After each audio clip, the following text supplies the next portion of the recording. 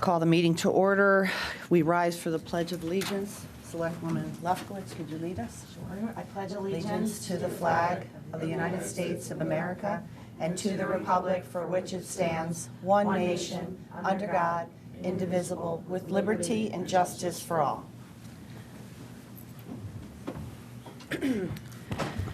Okay, so we are having our public executive session to consider and act upon proposed revenues and expenditures in the amount of $5,948,173 for the Water Pollution Control Authority for the fiscal year July 1, 2020 through June 30th, 2021, as recommended by the first Selectwoman. And I'll open it up. I'll make a motion. I'll second it. All in favor? Aye. Aye. Discussion? None? I have some suggestions. Okay. Okay. These are administrative suggestions, and I'm going to be updating one of these for you momentarily. Can you, yeah. Okay. First, let me pass out. So these are fair mathematical No, we don't call them changes? errors. They're administrative changes, because what happened is we received numbers from Hooker and Holcomb, if you remember, that changed our pension number slightly.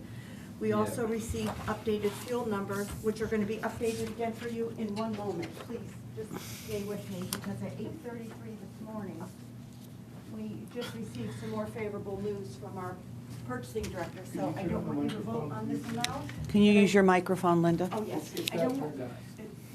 I don't want you to vote on this amount yet. Just give me one moment, and I'll tell you what the actual amount is.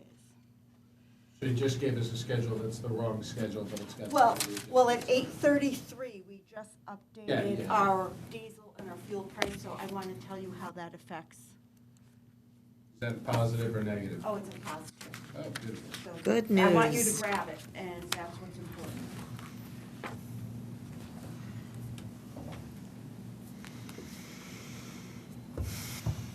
So you will be cutting fuel 20,888 in this budget. In addition to the three No, nine, no, total. so it's 7,940 plus 20,000. Sorry, what page are we on in the book?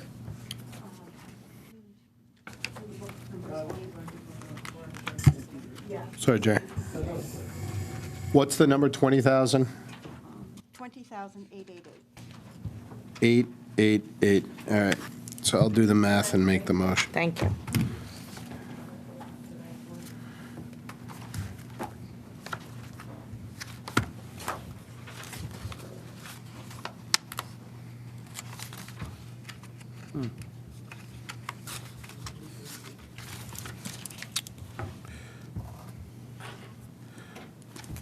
Madam First Selectwoman, I have an amendment to the WPCA budget based on new information provided by the Finance Department related to fuel costs.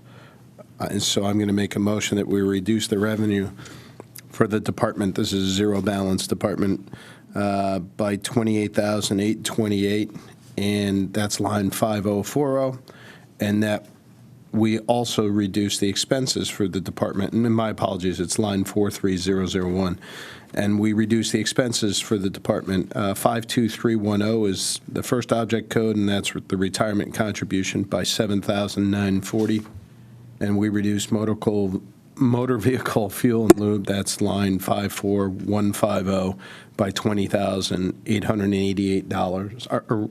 So the total is a reduction in this budget of $28,828, and that's my motion. Sorry, can you state that again so I can? Yeah. So do you just need the numbers? Yes, and then just, Okay. I need both things. All right. Can you second the motion? Then I'll give it to you. I'll second the motion. Okay. So this is a zero balance department on WPCA, so revenue has to equal expenses. Okay. So we've gotten some new information relative to expenses on two line items. The retirement contribution can go down by $7,940, and the motor vehicle fuel and lube costs can go down by $20,888, based on information obtained this morning from the Finance Department. The total of those two items is $28,828. Therefore, the motion before us is to amend this budget on the revenue side and the expense side by the same amount, which is $28,828. And is Finance Department is in agreement with those numbers? Exactly, okay, then I have no issue. Okay. Basically, new information. Yeah, got that. Got it. And Linda, when we vote on the item, you'll give us the new total number, correct, of the budget, if you could calculate that.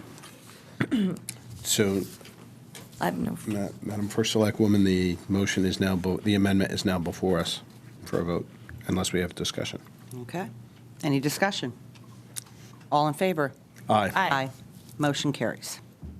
So now, Linda, the budget is before us as amended. I'm catching up, I'll be right with you.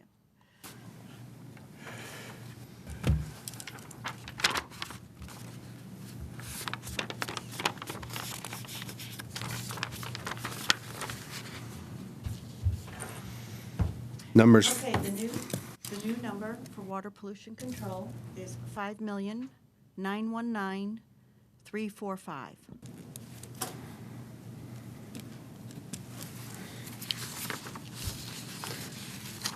You good? I'm good. Okay. Item number 4. No, we have to vote on this. Oh, I thought we We voted on the amendment. Correct. On the main motion. You want to, Yeah, I move the main motion to approve the budget for WPCA at $5,919,345. and I'll second it. all in favor? Aye. Aye. Motion carries as amended.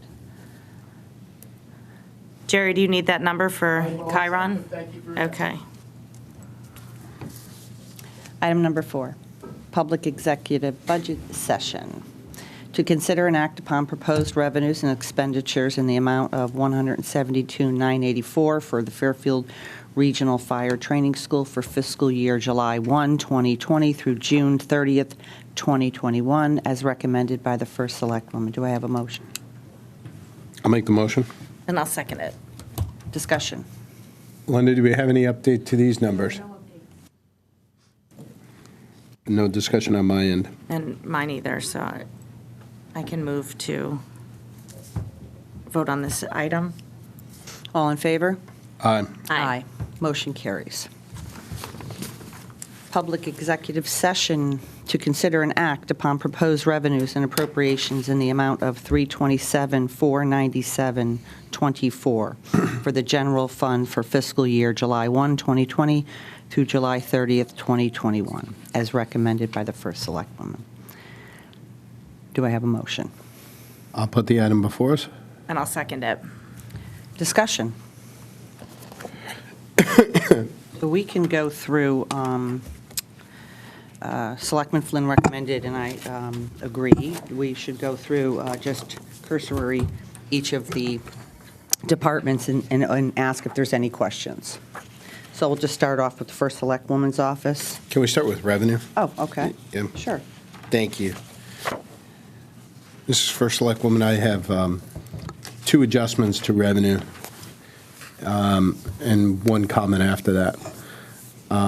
I'd make a motion based on our discussions and follow-up items with the fire chief that we increase the fire marshal fees in the amount of $100,000. This would be line item 42368. And I have a second motion to increase conveyance tax, line item 42312, $75,000. This is due to the pacing in the current year and my past experience with this budget on an annual basis. And those are my 2 motions to put, or I'll combine that into Well, can you separate? one amendment. Can you separate those? Sure, $100,000 for the fire department. I'll make that amendment if I can have it seconded for discussion. I'll second it. Yep. My question is, what is your rationale for this? The, And have you spoken to the fire marshal, and is he in agreement? I've spoken to the fire chief, and he, The fire chief, rather. yeah, and he sent an email this weekend. I thought to all of us, maybe not. You know what? You may not have received it, but this is the copy of that. Yeah. Agreeing to this. And it's based on the pacing of this year and my asking him to go back and look at what the pacing looked like compared to next year, because the original budget he had was $400,000 for next year when he was pacing well above $500,000 for this year. So he agreed to raise it to $500,000.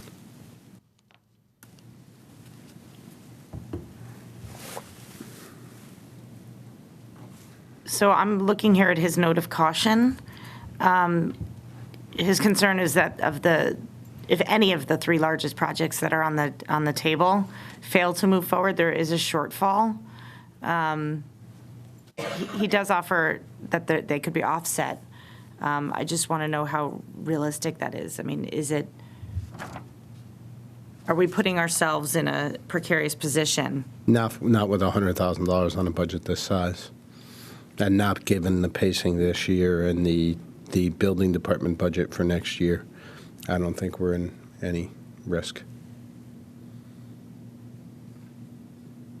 Did you have a thought on it? I actually thought that it was, considering what our building department is generating and everything in the pipeline, that this would be more in line with Okay. what the number was originally.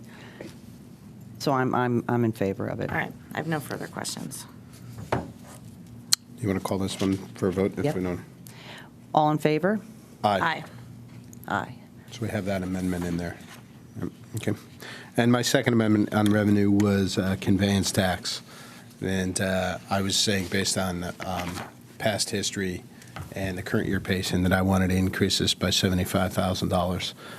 You mean by 25? No, 75. What was 50?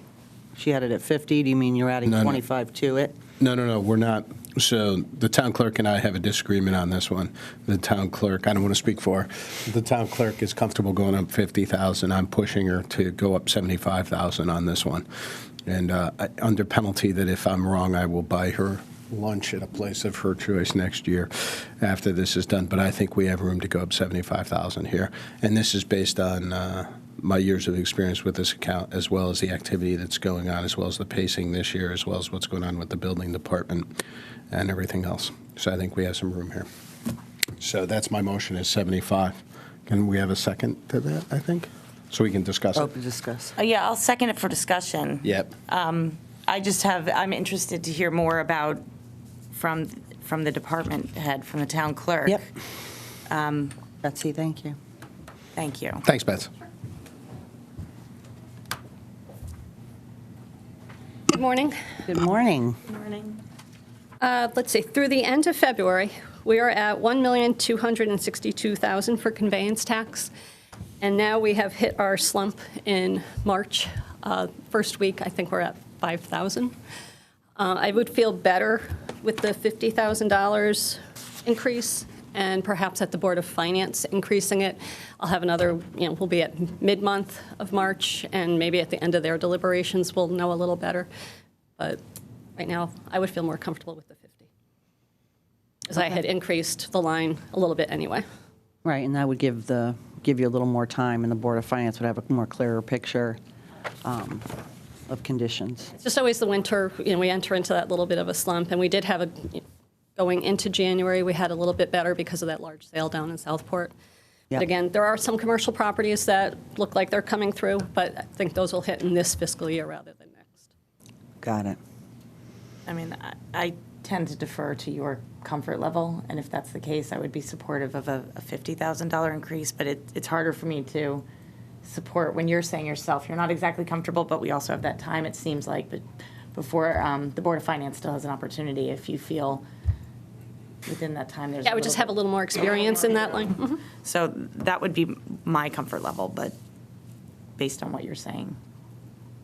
I mean, I think that if there's still that opportunity, Tom, for the Board of Finance to have a little bit more time and be able to have that option. Okay, so I'll amend my motion to 50,000 from 75,000 if I have a second. Yes. Yes, I'll second that. And I amendment. will say that the town clerk will me lunch next year. There you go. And if they increase it in 3 weeks, I will take my lunch in. Okay. All right. Nice So- compromise. So the motion? The motion is to Increase to the where- conveyance tax $50,000. You're good. And I'll second that if Okay. that's where we're at. Yes, all right. All in. All in favor? Aye. Aye. Motion carries.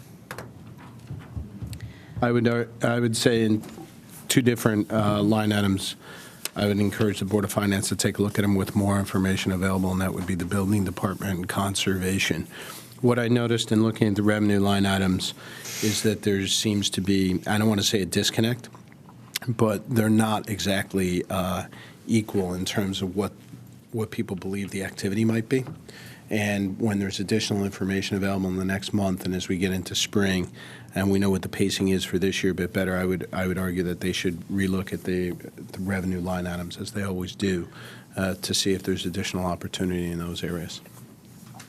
And I would also just offer the comment that with some of the growth that you are looking for in this budget, that I hope we see, we may not see the direct revenue correlation in next year's budget, but I would think that'd be something we would really need to look carefully at for the following year in terms of the revenue balance for some of these new positions and some of these new initiatives. So we don't see it necessarily correlated in this year's budget, but would look forward to that in the following years.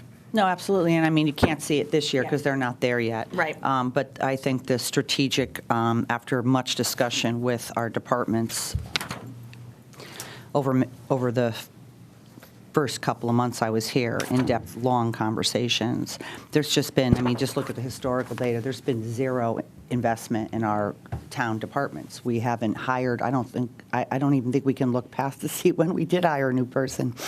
And the building department is a huge revenue driver, and to have that blight person to to free up the time of the inspectors to be out, to be able to generate and get things and projects moving more quickly, I think is going to be a benefit. And as well as the Economic Development Department. Just most of you, I think you and most people in the town have interacted at one time or another with Mark Barnhart, and he's just everywhere. And he's expected to be at Affordable Housing Committee meetings. He's expected to be at zoning meetings, talking about planning into the future. He's expected to be at so many different things, supporting the chamber and community activities, that he's just one person. Yeah. And to have someone who's out engaged selling Fairfield, you just need that person, and that's to me a real revenue generator, and I think it will show us some rewards. I believe it will. Yeah. And I'm very supportive of those initiatives and that instinct and your willingness to invest in that way. The one thing, because you brought up Mark Barnhart in particular and that department, I think it will be really important after this process is over to then look at other things that will help in that department's success. Zoning, we alluded to some of the housing issues. I think we have to look at legislation, policies, procedures, particularly in the zoning world and commercial development, to make sure that we are aligned as a community and that the priorities are clear so that we're all kind of marching in the same direction. And so I look forward to a robust discussion on that front in the coming months. And I attended one of the planning sessions that Jim Went and the zoning department held, and Mark was there as well. There was 3 public, and they were well attended. And they're just updating the town's master plan, which is, if you haven't had a chance, you should take a look at what they're doing. And they're going to be working over the coming months to take all the input that they receive, not just from, and a lot of the people at those planning meetings, not just the public, but were members of the Planning and Zoning Commission. Each of them took time to go to one or two of the public sessions. So that's going to be an important part of the piece of the master plan going forward. And economic development, as well as my office, will be intricately involved. I would welcome your and Tom's input as well, and please reach out to Jim and Emmeline to spend some time with them when they have some time to just look at what they're looking at, to have an understanding and offer your input, along with the long range or the strategic planning committee. Exactly. So they have a lot. They're all sort of integrated, but you can see that there's so many moving pieces. And just speaking to other towns, as a leader of this town, you interact more now with other leaders, and they have a more robust economic development department that is reaping rewards for their communities. And so I'm trying to do that for ours. I think one of your great strengths is that you bring people together, and I think I'm looking forward to the opportunity to have all those kind of what have been functioning in silos, strategic planning, economic development, and I think that with your ability to bring these groups together, conservation, building, planning and zoning, to have these robust discussions, I'm looking forward to that, because I think that has been missing, is everyone's kind of functioning like this, and Yeah. until we can really Yeah. come together and figure out where the efficiencies are and where we can work together to best propel the town forward. So I do look forward to that, and I know that that's an area of strength for you, so. Thank you. One of the, I agree with what my colleagues just said. Isn't today International Women's Day, or was Yes, that That was yesterday, but isn't every day? Right. Every day Women's Day? Definitely on this board. I couldn't agree more with what you guys said. The strategic plan should feed the town's plan of conservation and development, or the master plan. One thing I'd be interested in is, in our discussions here, I think it was Mr. Barnhart might have alluded to the master plan, or this plan is taking some time.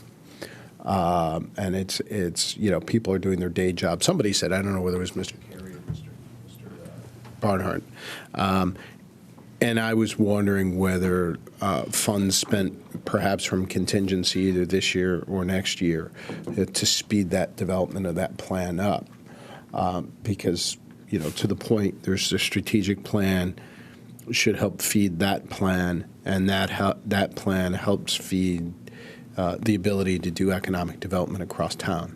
So the quicker this plan goes through the process, the more swiftly we'll see the returns on investment related to economic development and all that. And I think the initiative to go online on the permitting project, that'll help a great deal. But the key to it, I think, is that whatever elements of the strategic plan will feed the master plan. So if more resources are needed to be brought to bear to finish that plan more quickly, I would encourage that to be brought forward so that we can move it forward, because we're going to continue to be under revenue pressures over the next number of years. So I think the speed with which we do that will allow you to get the return on the investments that we're talking about. Agreed.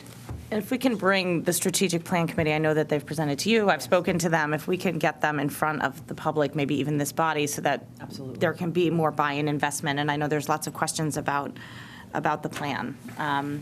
Yes, and that is the plan. I love a plan. To have them come before us in a more formal setting. Great.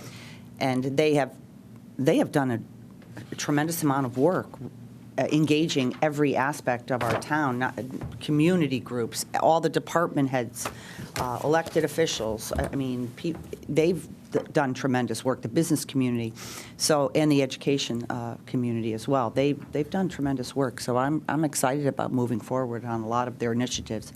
Yes, Linda? Madam First Selectwoman, I would like to propose an administrative change to revenue before you get off revenue. Sure. Very good. Thank you. Thank you, Linda. I was going to ask for that anyway. Thanks. She read your mind, Mr. Flynn. Yes, she did. Nice. In reviewing the details of the ECC proposal to combine with Westport, Hmm. we overlooked a revenue source, and I want to make sure that we capture that in your budget. Great. So it would be an additional $81,462 to line 41129 other ECC subsidy. So if you wouldn't mind increasing that revenue line. And let me ask you a question, Linda. Are these on the right lines now? Because I know they were Yes. transposed in the original. Yes, they are. So then the amounts are in the right line? Yes. All right. If you'd like, I'll make the motion to increase other ECC subsidy from 909,368 to 990,830, a favorable increase of 81,462 to object line item number 41129. I'll second that. All in favor? Aye. Aye. Motion carries. Thank you, Linda. Thanks, Linda. Is Do we that need- the only one on revenue? And so this 41132, which it looks like it's zero net. It means means there's no additional change. Okay, That's just the change column, what Got you it. see adjusted. okay. Do you have any more of these revenue pages? Yeah, bring them. I'd love those. Okay. You make Monday better, Linda. You make this meeting much better. Okay.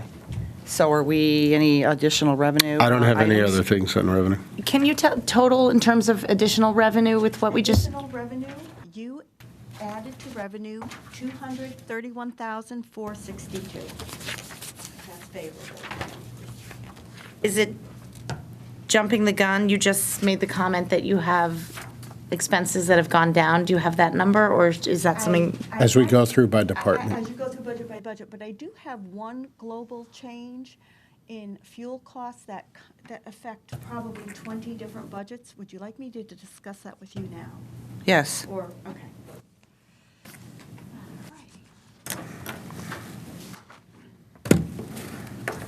As of this morning at 8:23, I had ready for you a schedule for fuel.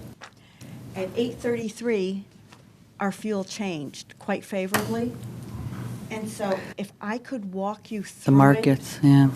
Yeah, and the market dropped out of the fuel, and we can buy futures at Yeah. a reduced price, and I don't even know if Doreen saw it, and I saw the news Probably this I'm morning. driving over here, and, so let me discuss it on the town side. Okay. And then we can, and then when the Board of Ed turn, I can give them a copy of the memo. This is the new pricing. Okay, so what I was going to hand out at 8:32 this morning is already outdated. But it gives you at least the departments that are affected, and if you could just pencil in the new number, I'll tell you what they are, number by number. Okay. Instead of an $86,000 savings, we have a $147,000 savings. And so it's worth a little bit of effort. Bring that in. All right. The first gray column was the original budget price that we used. The second grayed out column was the information we had as of Friday afternoon, or as I said, 8:32 this morning. At 8:33, I'm going to tell you what the change is department by department. And the Board of Selectmen adjustment is the favorable change. That's what you will actually be voting. So instead of going through and giving you the calculation, if Right. you don't mind, I'll just let you pencil in the Board of Selectmen adjustment. Sure. Going across for TPZ, that 170 becomes, that 170 negative becomes a negative 310. A negative meaning a reduction in Yep. expense. Conservation, 1467 becomes 2673 negative. Assessor, a negative 125 becomes a negative 228. Fire, a negative 700 becomes a negative 13640. Police, a negative 38846 becomes a negative 70837. Wow. It's nice. That is, Public Works Operations, a negative 26512 becomes a negative 47408. Building, a negative 850 becomes a negative 1550. Engineering, a negative 408 becomes a negative 744. Health Department, a negative 547 becomes a negative 997. Human and Social Services, a negative 2048 becomes a negative 3735. Solid Waste, a negative 170 becomes a negative 310. Library, a negative 136 becomes a negative 248. Parks and Rec, a negative 11 becomes a negative 21. That's a big one, Anthony. Big one. Okay. And Par 3. Congratulations. 372 becomes a negative 674. And Smith Richardson, the negative 2094 becomes a negative 3782. I will print out the new schedule for you, but I just didn't have time. That total global cut is 147, 157. Oh. And how volatile is that, or did that, The prices have been going down, but we can buy contracts now. Okay. So, all right, great. and we've already adjusted the water pollution control. I had you do that. I'll make the motion to adjust these items as Mrs. Gardner has just informed us to the total of 147, 157. I'll second it. All in favor? Aye. Aye. Thank you, Linda. I mean, obviously, this is due to what's happening. With the oil market between, the problems between Saudi Arabia and Right. Russia have driven the oil market. Right. Okay. Madam Selectwoman, I also have an issue, a comment regarding revenues. but- Can you go over and use the microphone, Tom?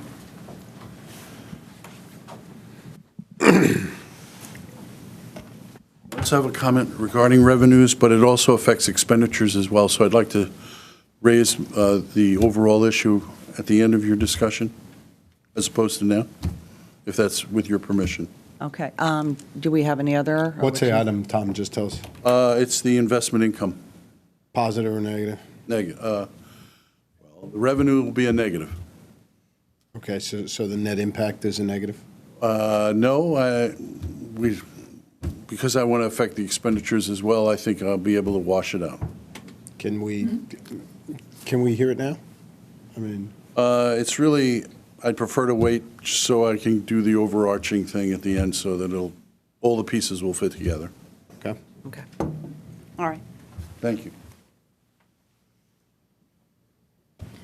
All right, so we're going to go back. We're going to start with the departments, or are we done? Yeah. Okay. Is there any other area you want to discuss prior to that? No, I'm good, thank you. While we're on the subject of these changes, the Board of Ed side, in terms of the fuel, we'll do that separately under Board of Ed, or does it make sense to hear those now? That- You'll do it separately in the overall? Yeah. Okay. And I've done Yep. the calculation. Okay, very good. So we'll go back to just going through the departments. So we'll start with the first Select Woman's office. Does anyone want to just have any discussion or motions or anything like that? Nope, I don't. No, okay. Town Clerk's office, any discussion, amendments, changes? None, Nancy? No. You know what, I'm going to go back and just make one public statement because I want to say it.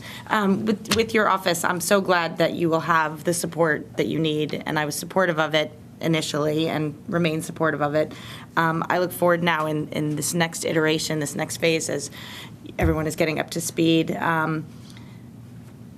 just some of the efficiencies that we've talked about in terms of getting materials on time. I think that we'll be able to do that as you've all gotten your bearings. And just want to thank publicly Tom Bremer and Jackie and Jen and Lucy in your office for helping me with the transition as well. So I appreciate that, and I know there was some eyebrows raised, regarding office. And so, the size of our town, we're not a small town. We like to feel like we are. yeah. And I grew up here, and it actually was a small town, but it's not anymore. It's actually the population of a city. And if you look at similar-sized towns to Fairfield's, they just have a more robust first selectman's or mayor's office. And it's just, I didn't even realize it myself until I got into this role, how incredibly busy. And I knew we were a busy community. I just didn't realize how incredibly busy our town hall is and the first select woman's office is. There is just multitude of issues that come in. It's just nonstop, all day long. And it's issues that are coming up. It is issues with our departments that are community issues. I mean, today even, we'll be having a meeting regarding the coronavirus, to talk about that with our health department and with our superintendent and our first responders. You know, there is a tremendous amount of activity, and to be able to do it in a way that's not just sort of, and I've said this in the past, dealing with what's coming on your desk, but actually being able to have the time to think and sit with your staff and strategize about how you're moving the town in a more positive direction, and not just, you know, taking care of everything that happens on your desk. So I know people think, well, you should be doing all this stuff, and we've only been in office 3 months, this administration, and it's a lot. It's a lot of work, and obviously with the fill pile has taken up a tremendous amount of not just my time, but my administration's time. So we're doing the people's business every day to the best of our ability, and we're looking forward to having a little lull in controversial subjects, pandemics, and fill piles. When's that happening? So that we'll actually be able to. I'm hoping that we'll be able to start actually strategizing about efficiencies and being proactive about moving our community in a positive direction, working on strategic planning and working with all the departments and to find efficiencies and to make them more, I would say, productive for our community. So I'm excited about doing that and scheduling brown bag lunches with the first select woman. I'm hoping to do those soon so that people can come in and speak to me and share their thoughts and ideas as well. So I appreciate your support, and I think I would say bringing our town's first select woman's office in more in line with other communities. Yeah. Same sort of, it's sort of a parity. And I would echo, too, for my Democratic colleagues that are listening, you know, your success is all of our success. And I think we need to make sure that we're giving you within the space that feels comfortable, you know, with which is aligned with our own, you know, with my values, certainly, that we give you the tools that you need to be successful, because your success is going to be all of our success. And I just wanted to, that's why I went back to the comment of your office, because I feel like you should have the tools in your office that you feel you need to help you be successful. And so, and now again, in this new iteration, month 4, I look forward to moving forward with you. And I appreciate that, and I'll tell a story that I was very engaged and actively involved in the John Matsopoulos administration from 99 to 2001 because I was an education advocate and fighting for 2 high schools and all of these different things. And in 2001, he lost. And the day after Ken was sworn in, I showed up here with a peace lily plan and handed it to him, and I said, I'm here to help you be successful, because it mattered to me to move the issues forward for our community, not who was in the office, but how I could be helpful to our town. And I worked very well with Ken Flato for all those years. And we disagreed on occasion on certain items, but at the same time, just like you're saying, his success was the community's success. And we all live in this community. And so I really do appreciate, because I think the bipartisan nature of this board, I think, sends a message to the others that we are all in this together, and it doesn't matter what letter you have next to your name, but that we're all Team Fairfield. So I really do appreciate that, Nancy, and I really enjoyed working with you even these just few short months. Good? Good. All right. So now, you don't have anything on town clerk, do you? I do not, except I support her. Oh, me too. I do, especially when she over-delivers on conveyance tax. Wow, Bets. Okay, next is, does anyone have any discussion or changes to the FairTV line?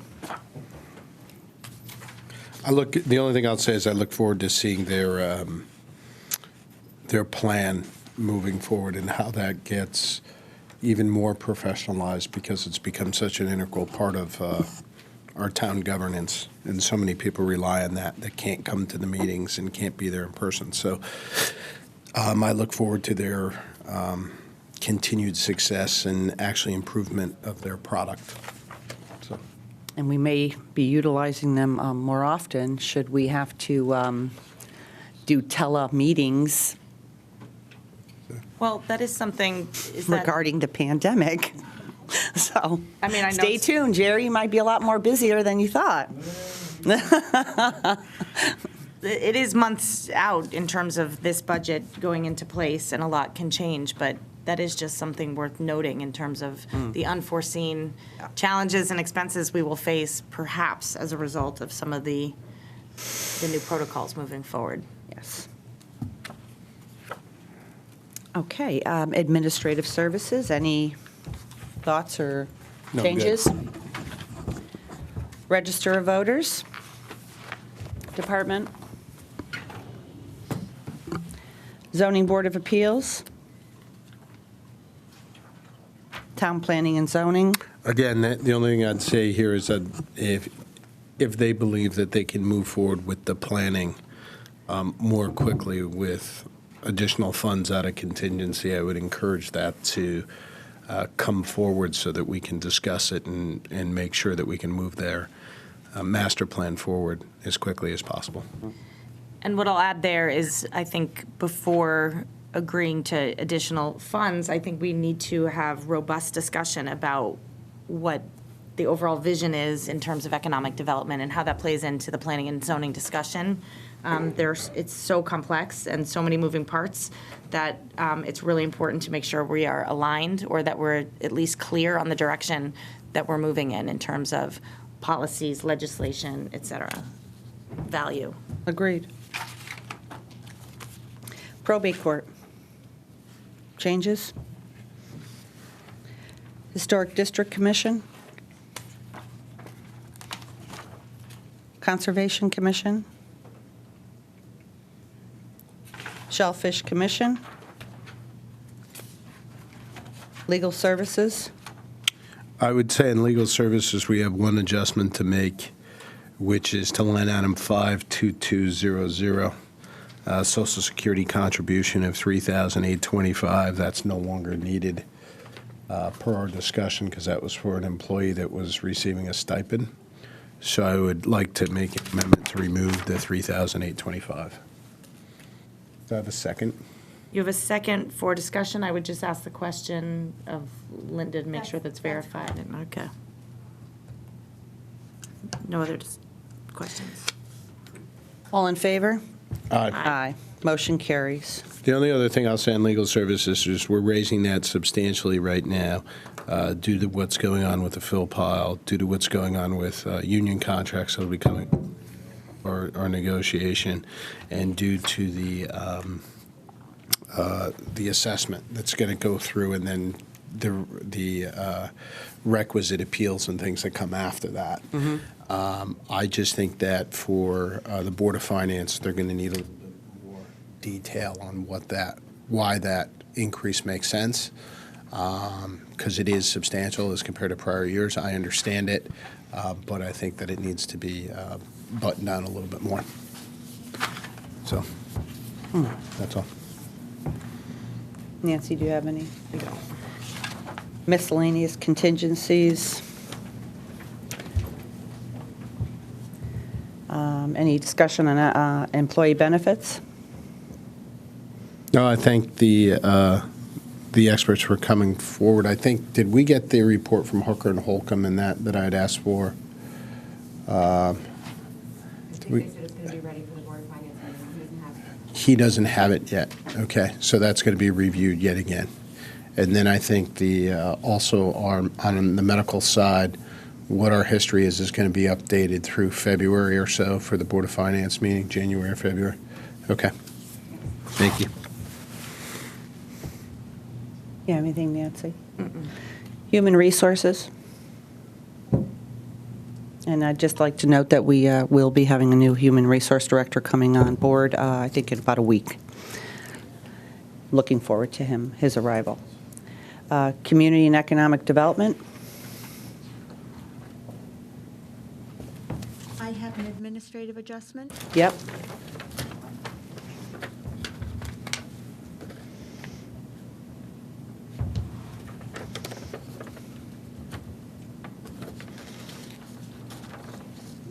Okay, when we prepared the community and economic development budget, I put a plug Right. in for the business outreach director. Right. It was a little high, obviously. and Right. I want to bring that back into line with Right. the market conditions.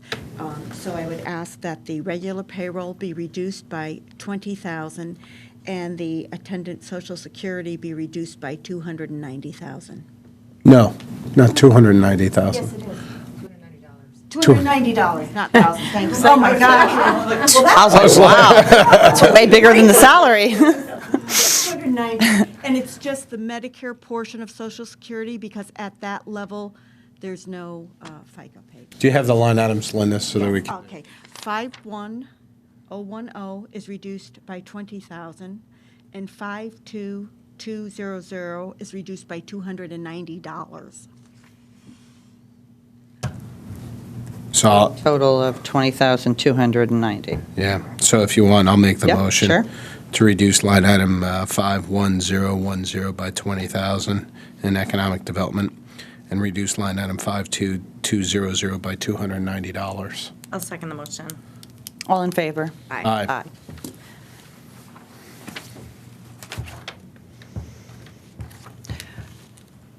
Is there any other discussion on the Economic Development Department budget?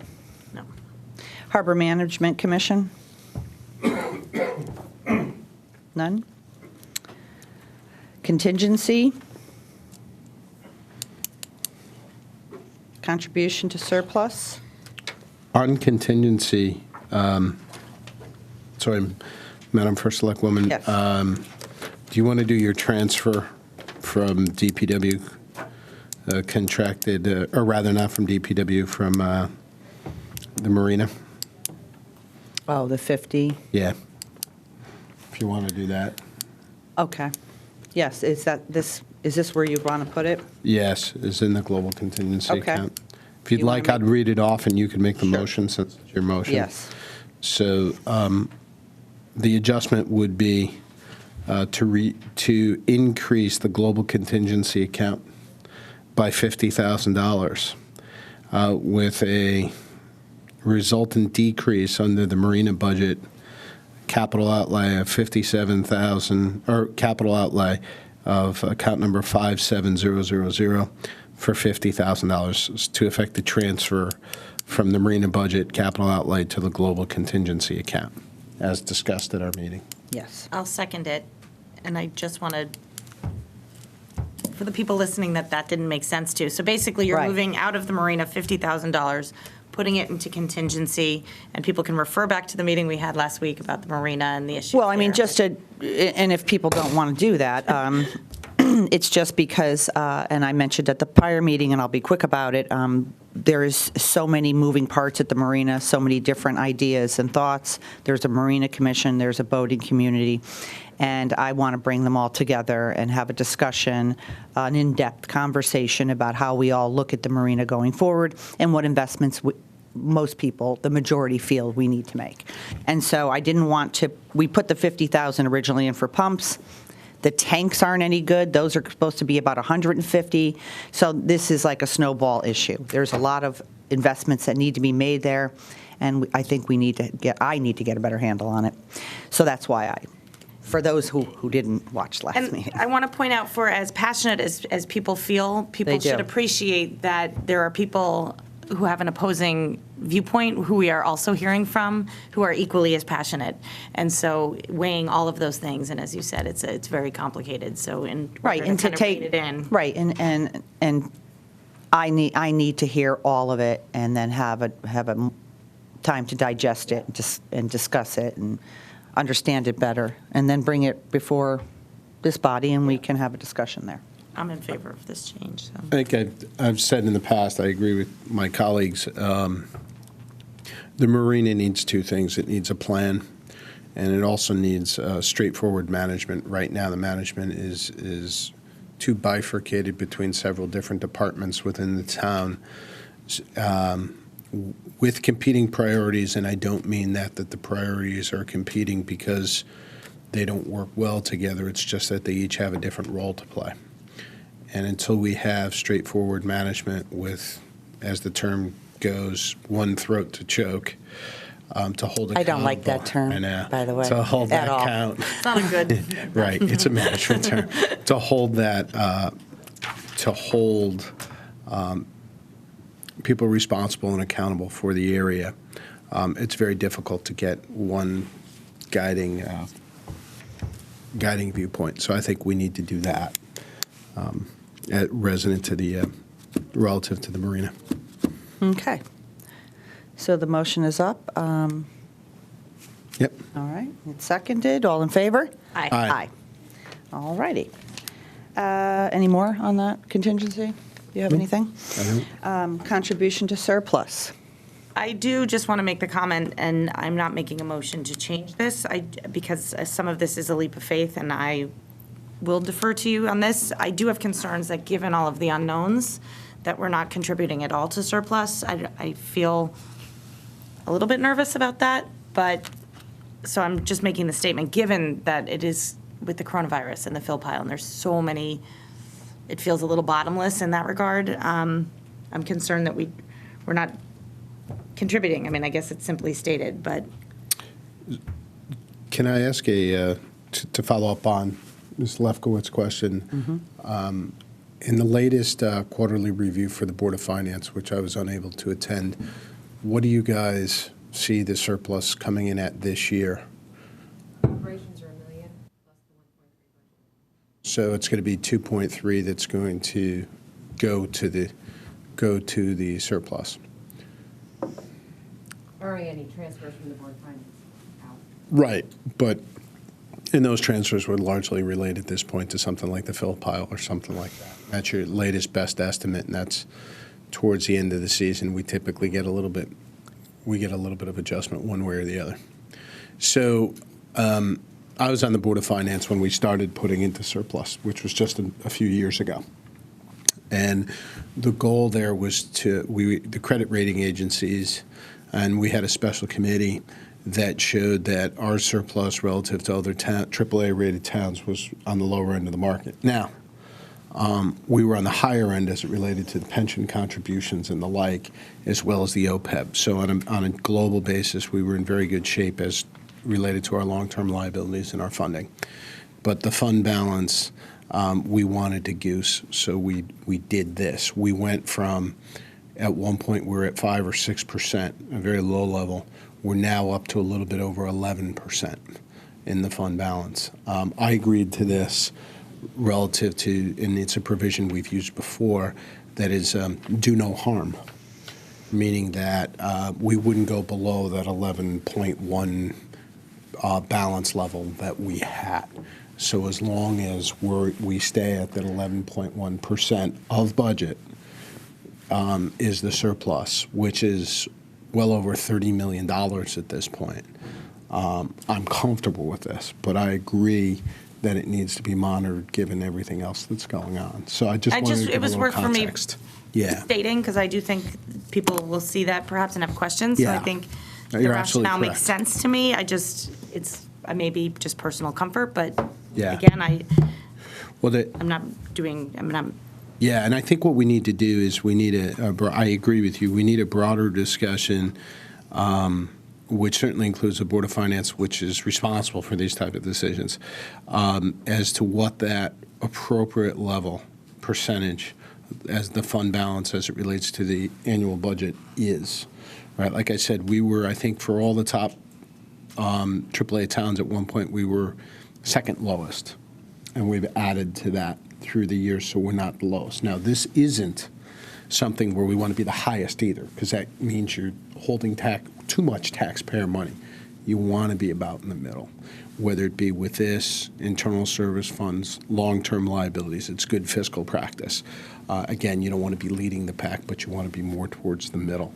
And I think it's time to have another discussion with that body relative to those long-term liabilities. And I would encourage, I actually attended the meeting with our experts who we pay, the town pays, to watch these items for us. While the Board of Finance does have oversight as well, we do have actually paid experts who help us in the town. And I just want to be on the record as saying I would never jeopardize our AAA at all. Right. And obviously, I look to the experts who have been, who are constantly in contact with us and are available at any time. And so I would encourage you or anyone else who is interested in this to look at the last, I think it may have been 1 or 2 Board of Finance meetings back Yep. where we went before and they spoke about our fund balance and Debt service. the health of it, Yeah.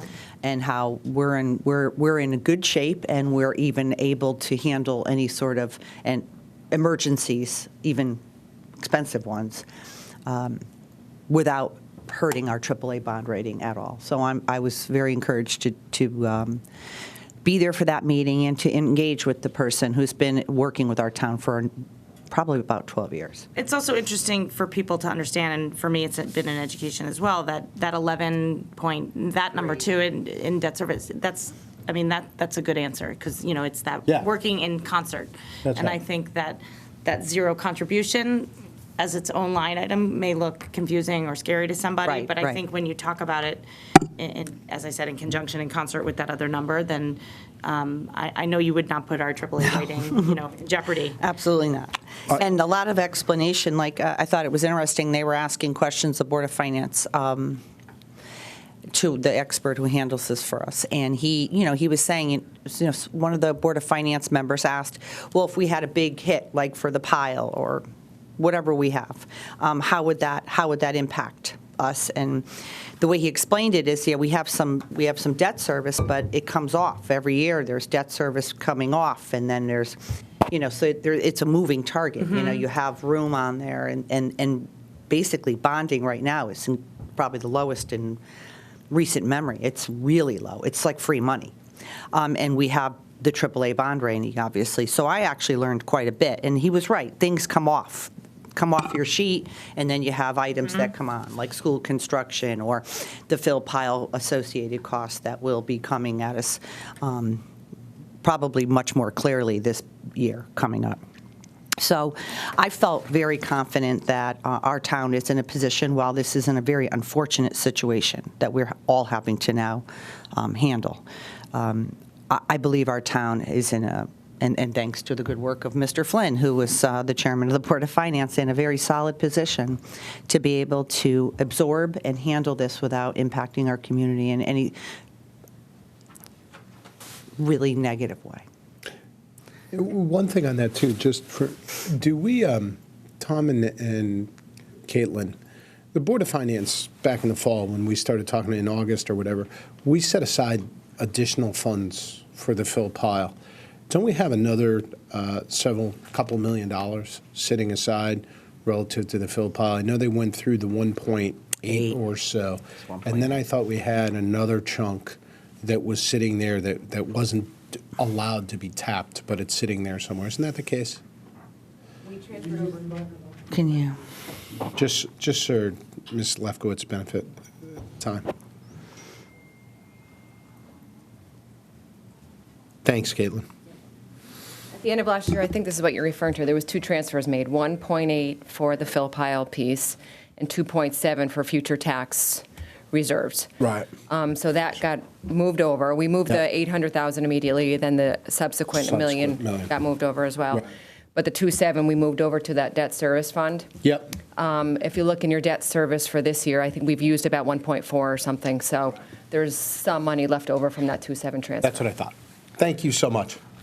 Thank you. Thank you, Caitlin. Do you have anything else, I Tom? don't. Yeah, okay.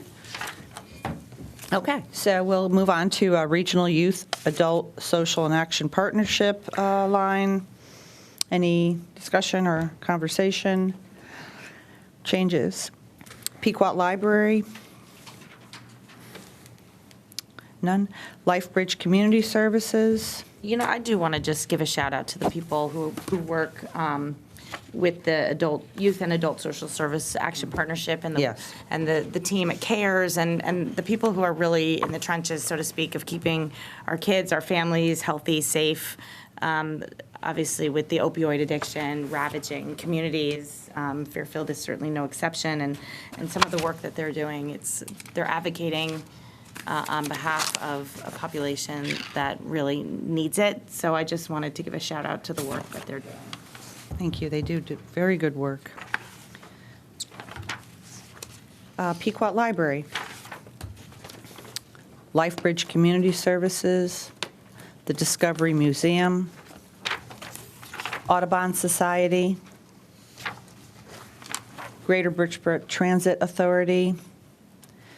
I just want to acknowledge that I worked quite closely with them over the last several years as a legislator, and I was excited we were able to have a bus depot installed right by the Stop and Shop in the Circle.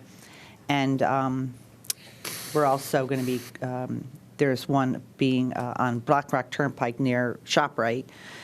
So that's a really good thing because as many, I don't know about you, but I received a lot of concerned comments from residents in our community that, you know, people are standing in the rain or in the snow, and it was upsetting to me as well. I can't tell you how many people I've picked up over the years who've been standing out in the rain and snow waiting for a bus because I think it's wrong.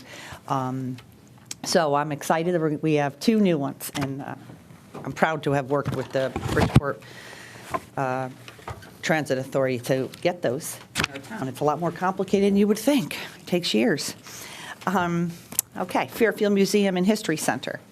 Sorry, just one comment too about Audubon. There's a lot of negativity in terms of environmental concerns that we're having in Fairfield, and the Audubon Society is one area where it's a positive in our community.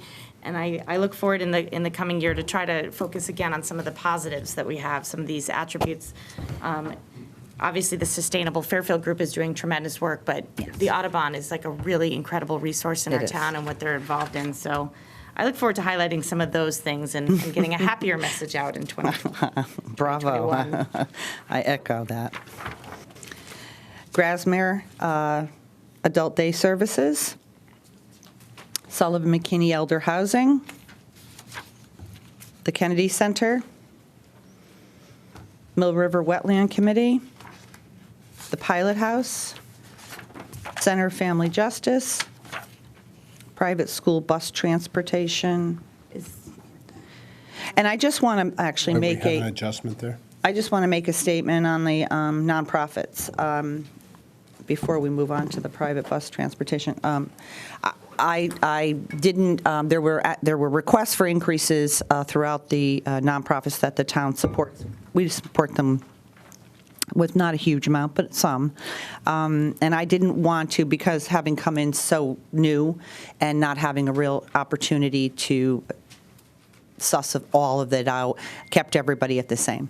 I also want to announce that I will be planning a first Select Women's Ball for next year in January, similar to what other communities do, like Norwalk has the Mayor's Ball that raises money and actually gives it to nonprofits. And they keep a little, like Mayor Hoydick, what she does a golf tournament, and she gives it out to nonprofits, but she also keeps a small amount like off in account to help, say, for instance, they had a fire that displaced families in Stratford, and the bridge between the Red Cross and when they were able to get into their new housing, they needed some housing supports, and she was able to do that with that fund. So I'm hoping to do something just similar like that. That's great. In the future. Yeah. So, first of all, great idea on the ball. Second of all, our public-private partnerships for years, I've gotten questions on this, and I'm a firm believer in them because I think that it allows these private organizations to provide services to our public and to our citizens better than the town could themselves. Mm-hmm. And these private-public partnerships work very well. They're cost-effective. Absolutely. And they do things that otherwise we wouldn't be able to do. So I'm always proud to support them, to see them come before us, and I think your ball's a great idea moving forward. And to that end, we actually save quite a bit having the nonprofits to help our community. So these are costs that the town wouldn't have to absorb. And frankly, the state, we're one of the few states in the entire country that offers a dual delivery system where we have nonprofits and the state doing the same work. And for years, I advocated for us to have someone oversee the nonprofits and allow them to do the work instead of the state doing it as well, because obviously it's a much higher cost when you have union employees doing work that nonprofits are doing. So hopefully someday the state of Connecticut will get in line with the rest of the states and they save a tremendous amount of money. And as you said, they just deliver a higher level of service than I think Yep. that is through government. Okay, private school bus transportation, comments on that, I changes? think we have an adjustment. Okay, We have a fuel adjustment on private school bus transportation. Separate from the other fuel adjustment that we Yes. just did? Yes, I Okay. left it separate because board then prepares this budget. right. This is the budget sheet in your book, and the 832 analysis. This is the 833 analysis, so I just wanted you to know what we were thinking. And I Okay. thank Ms. Mansell for providing this information to us, so we could get an accurate read on the gallons. Thank you. And, hang on, so I have a secondary sheet for you.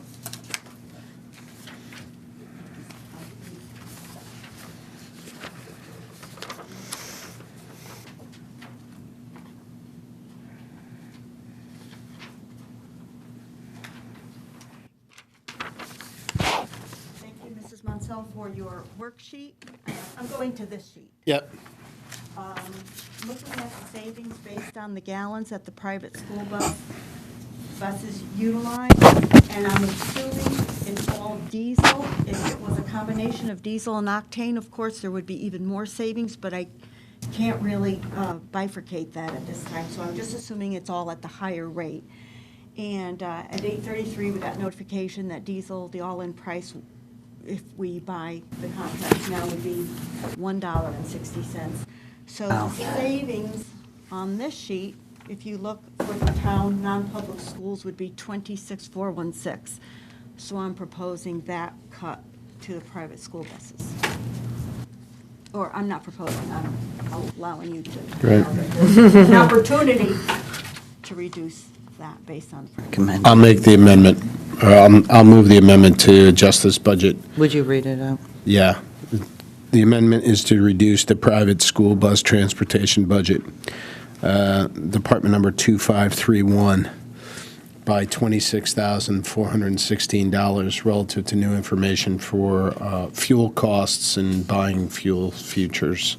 So that's a $26,416 reduction. For private school buses. For private school buses. transportation. I'll second that. Okay, and discussion? Does the administration have any discussion on that? All right. Does the board have any discussion on this? All in favor? Aye. Aye. Motion carries. Thank you, Linda.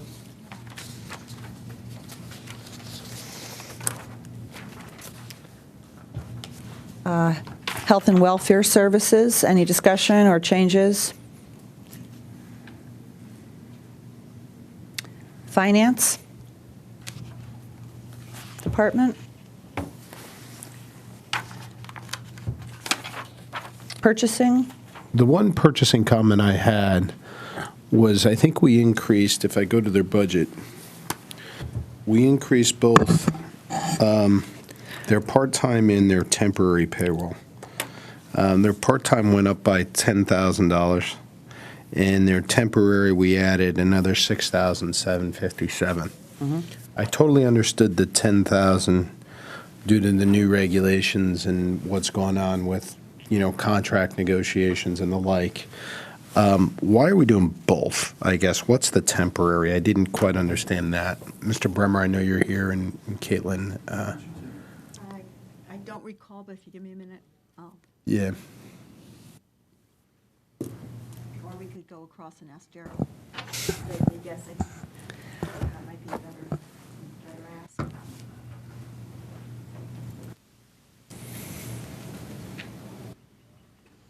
As you may recall, he asked for an additional person, and we didn't feel that it was justified at this time to add a full-time person. So as a stopgap measure, we added $10,000. Right. So he has some more overtime, et cetera. I thought that I think that brings up his part-time to, 19,396. 19 stuff. Yeah. and which I think the other 67, so would make it closer to 25,000, was something we felt was more reasonable for him to get some real What's part-time the help. difference between the temp and the part-time, though, Tom? That's what I didn't understand as well. Is there's one in part-time, and then there's the additional in temp, and we never had temp You before. know, that might be confusing, and if you'd like, I can move it all into part-time. Right, because my, It's either or. I mean, if It would you, track better. Yeah, I think that it would, and Make it, that motion to. right, because when Gerald, when we talked about this during our budget discussions, it wasn't two separate. It was to add overtime hours. You're right. And so I think it's confusing the way it's listed. so is it overtime? Is it part-time? Is it temporary? Where should it go so that we make the right? Go to part-time. So it is a specific person that you Yes. plan to bring around to have around it like $25,000. Right, or multiple people. Split up. Okay, and the, Similarly, like, upstairs, we have two part-time positions who greet people and answer the phones. right. And I want to be clear here because we have gotten some pushback or some questions related to admin costs and how does this. The idea that this is being added to purchasing is pretty much a direct result of what we saw with the fill pile and some of the contract issues that were discovered, the bonding issues that were discovered after the fact, as well as that everything needs to be negotiated and all the contracts are coming before this board for approval. Is that a fair assessment of why? Yes, it's is where needed? the town has requested more Control. robust oversight on our purchasing agreements. Okay, so the policy changes and the process changes there have necessitated this increase in person. Absolutely. Okay. I will make the motion then to transfer the $6,757 from line item 5108, temporary payroll, to line item 51030, part-time payroll. Yeah, I'll second that. Okay? Any discussion? All in favor? Aye. Aye. Motion carries. Thank you. Assessor, any discussion or changes? Tax collector? Information technology? Board of Finance? Unemployment compensation? Public safety? Fire? Police? The one item I would say in the police area is that I think it's time we just revisit our vehicle replacement plan on the police side to make sure that it is consistent with how we're using the motor vehicles now. Mr. Bremer, you're putting forth a program whereby these cars are no longer repurposed after the fact. So that my question is, should we be getting a longer service period out of these cars and maybe take the acquisition of cars down from the roughly 10 a year down to an 8 a year as we move forward, given new technology, new cars, fuel efficiency, all that kind of garbage, so that we clean it up. And I don't mean garbage, I mean all that kind of. Thank you for clarifying. Yeah, all that kind of stuff that's going on with cars that make them last longer and the like. And it's been a long time since that plan was looked at, is what I'm trying to say. Right, and that's a plan over the coming year to be looking more closely at Right. what we're buying and how we're utilizing our vehicles. And I've tasked Mr. Bremer with the oversight capabilities of working with our departments and figuring out how we move forward with the cars and getting rid of all the Crown Victoria all over our town hall parking areas and getting some more fuel efficient and cars that actually make sense. Right. Okay, animal control. Street lights. Hydrant and water. Emergency management. Emergency communication center. Public works. Anything in Public Works? Yeah, are you going to go through all Down, four? well, I'm just, I mean, they're all, Yeah, they're all the same.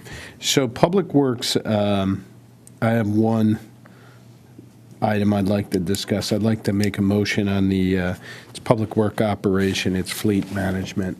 I'd like to reduce that amount. That's item number 57001, from 300,000 to 200,000, and let me explain why. Well, do I have a second to my motion to discuss it anyway? I'll move to discuss. Yeah. So here's my thought here. The program itself, I support the concept of reducing the number of cars that are out in the parking lot here and available across town. I don't even know that I know the exact number right now, but I know that Mr. Bremer in front of us doing what I would refer to as, quick math, came up with the need for about 25 vehicles. And this goes back to the concept of no longer repurposing cars from, fire and police and moving them over to the other town cars. What I would say is I'd like to fund this at 200,000, replace some of the cars, see a reduction in the number of cars we have, some sale of the cars we have, and maybe some of that funds go for buying additional cars in the area so we can get maybe from 6 to 7 to 8 to 9 new cars this year.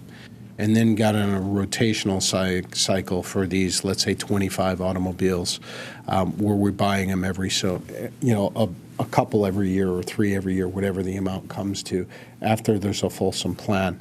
I'm hesitant to support $300,000 out of the gate without seeing us reduce the cars, and buying them all at once sets us up for having to replace them all at once in the future. So like we've done in police, we've done in fire, we've done in the golf course, we originally did with paving, and we've done with other plans, I'd like to see us rotate into this as opposed to going all at once.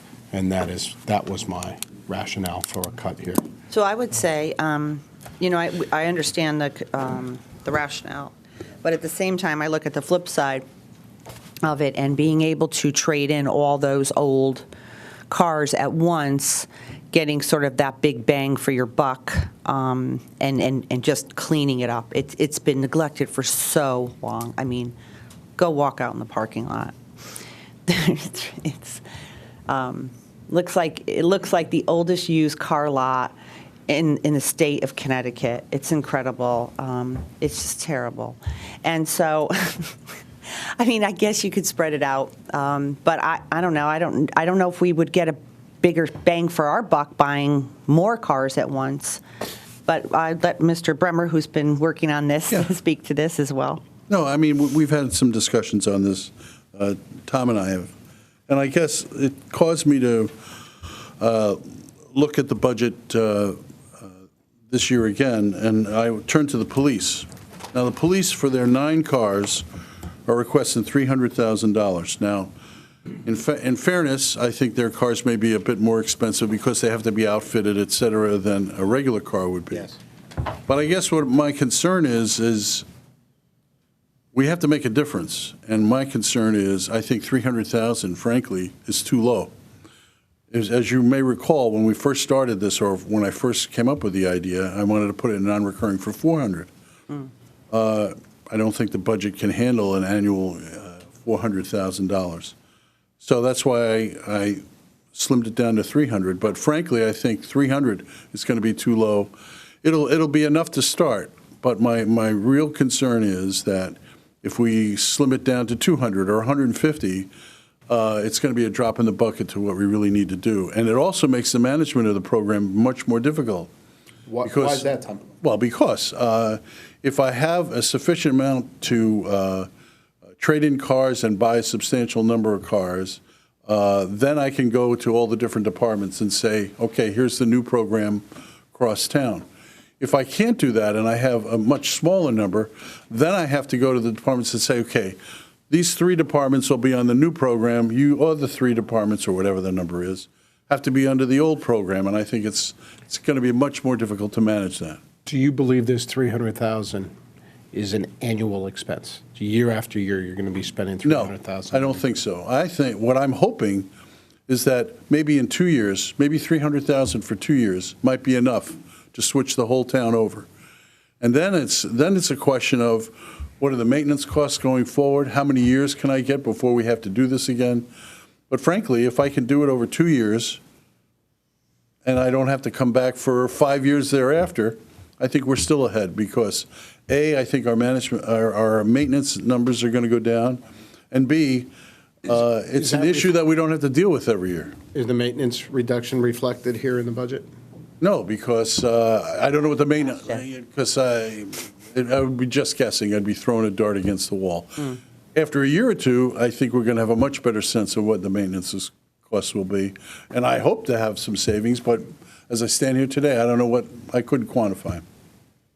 So that's why I think we should keep it at 300,000. I don't think we should go below that, because I think it's going to be much more of a nightmare to manage, number one. And number two, I think 100 or 200 is just not an effective number to really make a sea change, as I hope to do. And following up on your earlier comments about the police, this 300,000, I think you're absolutely right. We should, as a town, look at the police and fire as well, because I'm seeing more and more, we have requests for it now about these hybrid vehicles or these SUVs, and so I don't even know how many cars, patrol cars they really have. I see a lot of SUVs out there. I don't see nearly as many patrol cars as I used to see. So I think we need to look at the overall program as well, but right now I really focus on the town side without the fire and police. But I think that's the second step, that we really need to look at that as well. So I would say. But yeah, and my point is I would prefer us transition to a steady state as opposed to a one-shot pop. And I would prefer that we show that we're actually getting rid of cars. Absolutely. And show, because I've been around long enough to see that and I'm not saying you do this, you haven't been here, but where we say, spend this money and we'll get rid of this, and we spend the money and the other percent doesn't go away. Because, there was something that was thought of that didn't go away. Of course. We didn't do that. So that's where my concern is, and going forward. Well, all I can say understand. is, It's a difference of if I'm doing it, I'll get rid of the cars. I know I will. Okay. And for me, listening to my colleagues' rationale, I would sooner understand saying, you know what, we're not ready yet, let's just cut it, whereas just reducing it by 100,000, some of what we've been talking about is a leap of faith and investment in the town, and that $100,000 difference, and I'm not suggesting it's not nothing, but when you're talking globally for a project, I'm not going to say it's pennies for the dollar, but I think that if you need that amount, and we're deferring to your expertise in this, that we will have to take a leap of faith, and if we're not seeing that return next year, we don't have to approve it next year, and I think that I'd be more comfortable in a way if we were saying, we're not ready, but I think that if we're investing in the town, we're investing, and so I would not be in favor of cutting it if you're telling us that this is what you need at this point, and we didn't put it through the capital, through the bonding process, and I think this is the appropriate mechanism for it, so. I think it's appropriate to have it in the budget. I agree with your comment that I don't think we're ready because I haven't seen the fulsome plan. I also did not want to lose a year. I'm not saying we're not ready. I'm suggesting that if you feel, because the truth is, some of it, as I said, is a leap of faith. I'm not diving in the weeds. No, I understand. So yes, I would like to understand as we're going along, and I think this will require, if it passes, real check-in points and metrics. Absolutely. And let's just say, these, cars are expensive, and a couple $100,000 doesn't really go that far. These are cars, these are new cars, and we haven't really invested in this and just gotten rid of the ones we have. I like Tom's idea when he brought it to me in the beginning about changing our fleet maintenance and getting rid of all these old Crown Victorians. It's 2020. And we shouldn't even own a Crown Victorian. It's unbelievable. They're gas-guzzling, awful cars, and it doesn't make any sense to me. And I think that 300,000 is an appropriate number because, again, cars are really expensive. And hopefully if we can get rid of the majority of those out there, we get some money back from, and I know you've done the homework on this, and you've had discussions with how we can get some good amount back, like the, what do you call it, trade-in costs. So that's going to be, I think, great. Doug, do you want to add anything? Just to add to what Tom has said, I think we have to clear up a misconception. We've been dealing with a couple of dealers in regards to those Crown Vics, and because of what they are, and because of their age, and they've been repurposed one time already, you're not going to get a lot of money. Right. The problem is, there aren't any cab companies anymore to take Crown Victorias. Right. Uber and Lyft has ruined that. And the dealers who would take in Crown Victorias and say, oh yeah, I'll give you $500-$600 for them, are now, you're looking at maybe 200 tops. Yep. So if you've got 30 cars out there, you're not getting a lot of money. Right. Yep. And the other thing is, Tom mentioned about the SUVs. For the police department, and again, just for informational purposes, manufacturers are no longer making police cars. They're making police SUVs. Ford is out of the business. Chevy's out of the business, and the only ones are Dodge. And I don't know, I can't speak for the police department, but a lot of police departments are finding there's problems with the Dodges, so they're all going to Ford SUVs to supplement their fleets, okay? But buying cars, or buying these SUVs, we've looked at the state bid list, and you're talking anywhere from $28,000 to $34,000, depending on what you buy. So if you buy 10... Are those for the police ones? I don't know the numbers on the police ones because, again, the packages they put in the cars, because it's an SUV utility vehicle is what they call it. Right. But on the other side, for our departments, we probably can get away cheaper because we don't need a package. Correct. So, just for the record, you've been working with Mr. Brummer, you're in favor of this, you feel that you can see the benefits, the rewards. If we are to allocate $300,000 for this, you see that we can be successful, it will help with the changeover, and you feel the need for it? Absolutely. Again, like Tom said, the savings on the repair side will be phenomenal. I mean, we have those Crown Vics down there every day. You know, we're doing something to them because they're so old. We get to the point where now transmissions are going, and we're just saying we're not fixing them because it's a $3,000 item. So why should we put that back on the road? You know, Right. with a car that has 150,000 miles on it. And the next- longer, the longer I think, too, we keep those things around, we're just losing any trade-in value. It'll be I mean, scrap I'd like to value. get rid of them all and get the biggest bang for our buck right now and then just be done with them. Right. So next year, we'll see a significant savings in maintenance and repair. Yes. Otherwise, he buys you lunch. Everybody's I'm buying gonna be very everybody's buying fat. lunch. Lunches. And right now, of the ones that I have down there, we've put a purchase order in for a new pickup truck that was already budgeted for. And the dealer we're working with, he's going to take as much junk. I mean, we have a couple that are smashed up. He'll give us $100 for them. We can't get any more money than that. So if it's a parade of 7 or 8 Crown Vics that we no longer can repurpose again, we're just going to get rid of them. Are we looking, sorry, I know we mentioned fuel efficiency and anywhere that we can have cars that have a, As green as we can. as green as we can, and Depending on the prices, we have to look at, you know, what the price schedule will be from the dealers. So if we can buy, and again, we can buy 10 Ford Explorer SUV utilities under that 300,000. Regular gas models, they're only 4 cylinders. They're nothing more than 4 cylinders anymore. You're saving a lot of money, but we'd have to look at the numbers on the hybrids and if they're on the state contract list.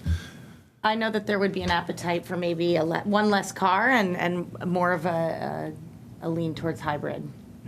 Just We could do that. something to think about, like less is more, because money, the financial implication here is not the only consideration. I think we have to pay attention to what's happening Yep. in our environment. So I would just encourage that conversation as well, that 8 may be better than 10 if we can get fuel-efficient vehicles in there. Thank you. Thank you. Thanks. So I know there's a motion to, Yep.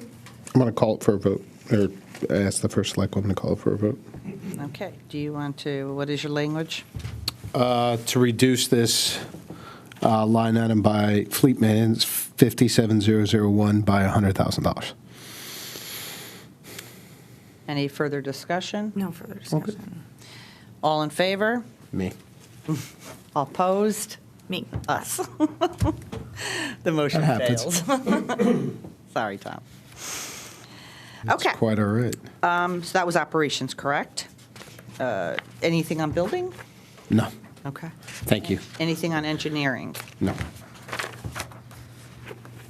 I just want to say that our engineering department works really hard, and they're all over. I mean, Bill Hurley and his team, they're just do so much work for our community, and, you know, he wanted an extra person in his department, and I wish I could have given it to him, but I really felt that the investments in our revenue-generating departments was an important thing to do, to be able to hopefully be able to give Bill someday the extras person in there, because he handles a lot for the community. Crosswalk changes, Rooster River, anybody who needs any kind of engineering assistance, Bill is always there. Neighborhood meetings at night regarding public safety, and he's there with the police department. They spend a lot of time, so. And he'll I always just- answer the phone when you have questions. Absolutely, and all our elected officials who ask for stuff from him. So he's really a busy person. So I'm hoping that we're going to be able to increase our revenues in the future so that we can invest in some of our departments that work really hard for our community. And hopefully that grant writer position will Yes. help alleviate some Oh, my God, of yeah. that, and then also generate income, revenue. and Absolutely. Savings. Absolute savings for the town. Savings. Without a doubt. Okay, next is health and welfare, the health department. Any changes or discussion? The only thing I'd say in the health department, I'm a little concerned over the personnel costs in that area. I will not, after speaking with the first selectwoman a little bit, I will not propose a reduction here, but I'd like to really understand more. We're adding a position there, which I understand is school need and all that. We're also increasing temporary payroll in this area. This is another area that continues to grow. Now, obviously, with coronavirus and all that kind of stuff, there's things going on right now, but this is for next year. And I think we just need to take a look at how that area is functioning. And that's not a reflection on Mr. Cleary or anything like that. It's just, it concerns me because it continues to grow. That's all. Duly noted. Any comments on the Human and Social Services Department budget? Solid waste and recycling? Sorry, I just want to, is senior tax relief under that? That's its own, That's under revenue, actually, Okay. isn't it? Yep. I'm going to want to go back to that, actually. Okay, sure. So Okay, let me get put a pin in it.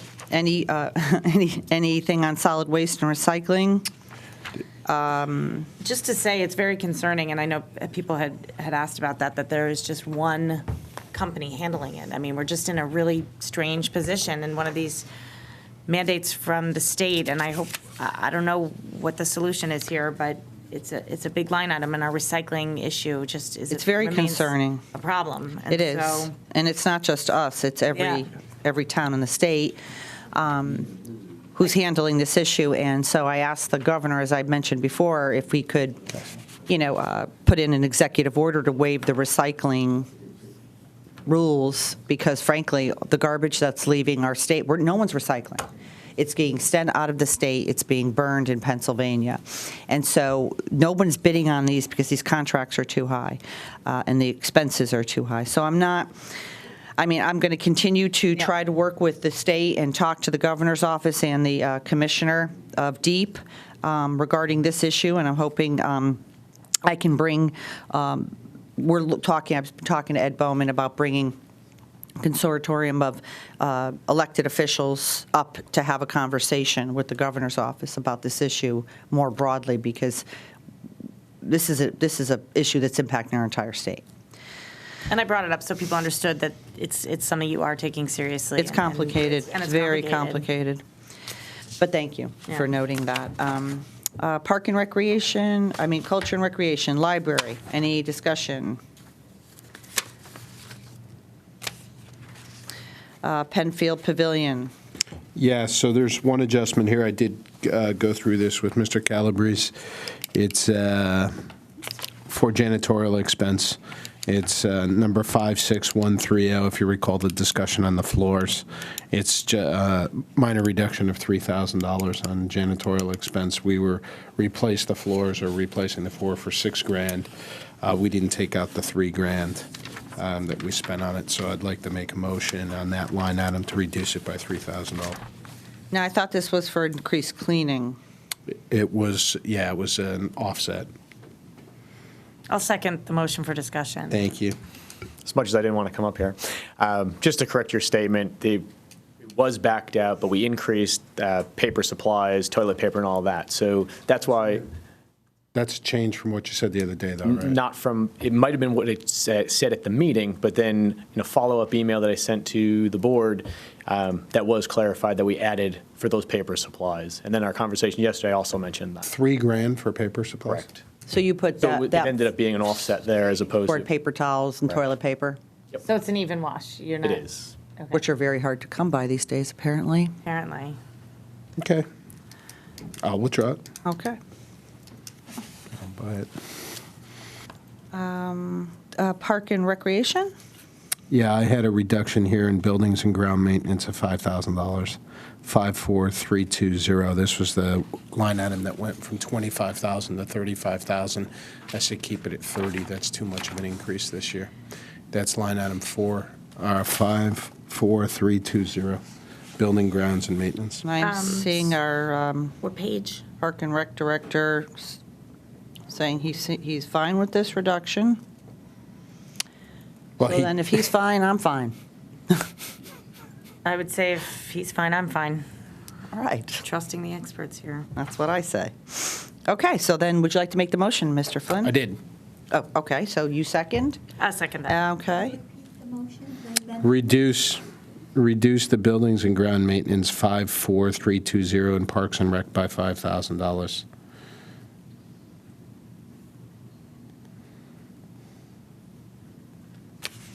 Second. And I seconded it. All in Yeah. favor? Aye. Aye. Motion carries. Waterfront and Marina, we've already discussed.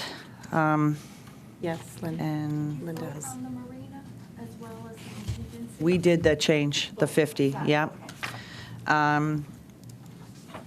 The Carl J. Dickman Golf Course and H. Smith Richardson Golf Course. Any discussion or, Mr. Flynn? Nope. Okay, retiree benefits? We have an adjustment, we discussed it last week. We did. Re-hand it out again here if you'd like. If you, I have it. If you hand it.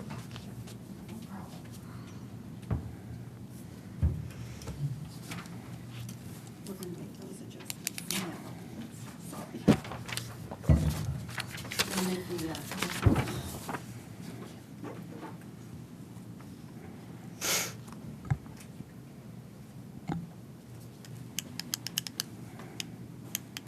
So you will increase the general fund, no, I'm sorry, you will decrease the general fund expense for the town retirement by 97,933, and you will increase the general fund expense for the police and fire benefits by 185,746. This is a 86,000 net add.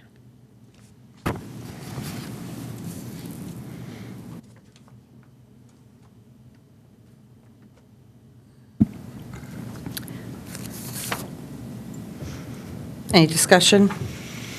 What's this relate to? New information related to what? What got updated? We discussed it and we sent the update to you. Yeah, so this is related to the mortality rates? What's it related to then? Because I can't remember. Yeah, updated numbers. What caused the numbers to change between what was provided and what changed? I can't remember right now. Okay, I think we forwarded the email to them. Yeah, I can't remember what it Forwarded an was. email from Hooker and Holcomb. It was a combination of a lot of little. I thought it was mortality If you will. changes. There was a lot of email traffic. I think it was also as a result of a valuation on the discount rate, keeping it at 5%. I want to know if I do want to remember whether it was mortality rates, and there's a reason for me asking that.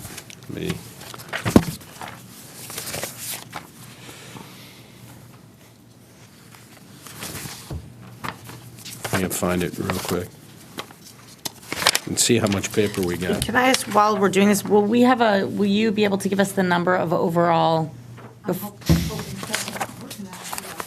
before we get to the Board of Ed discussion? I'd be curious. Can we take a 2-minute recess while you're looking? And we could use greatly appreciate that. facilities? Thank you. We're going to take how about a 5-minute recess? Okay. Well done.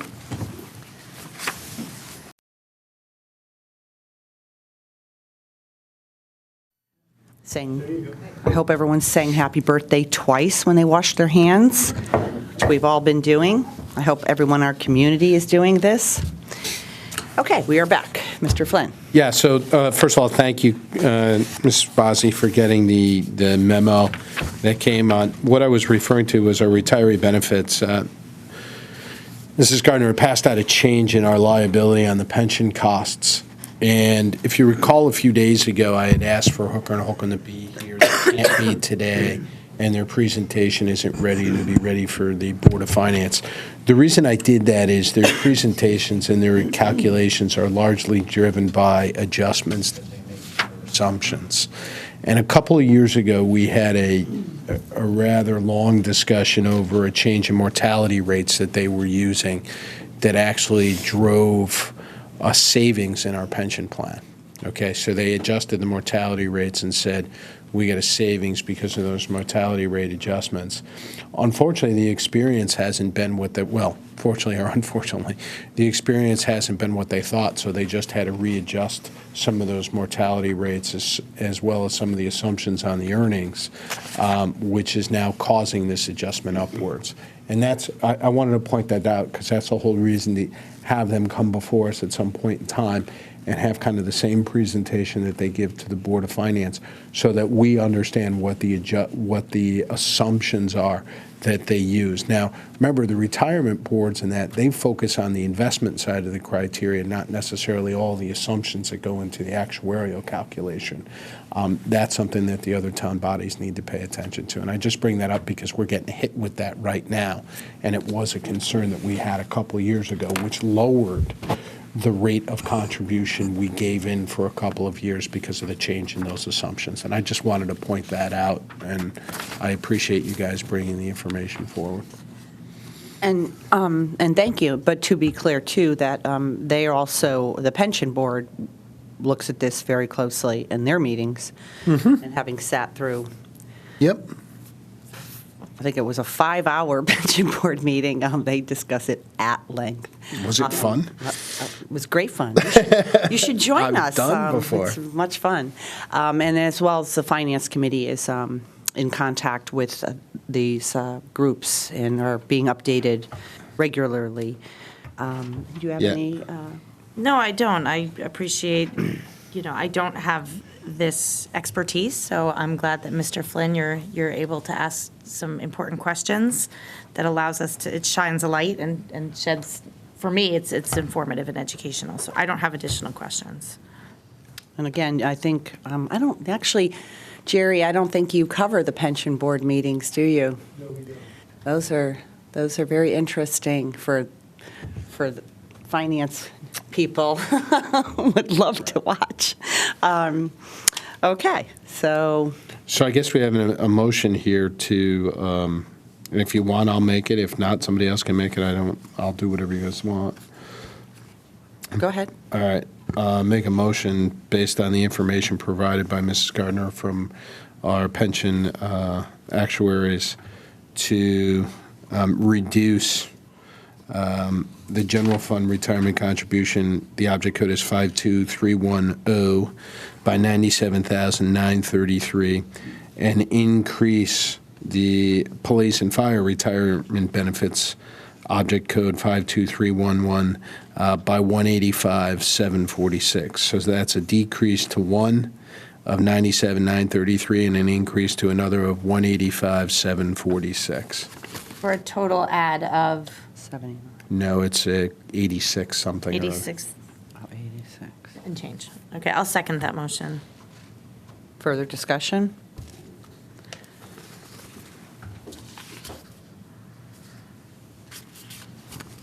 No?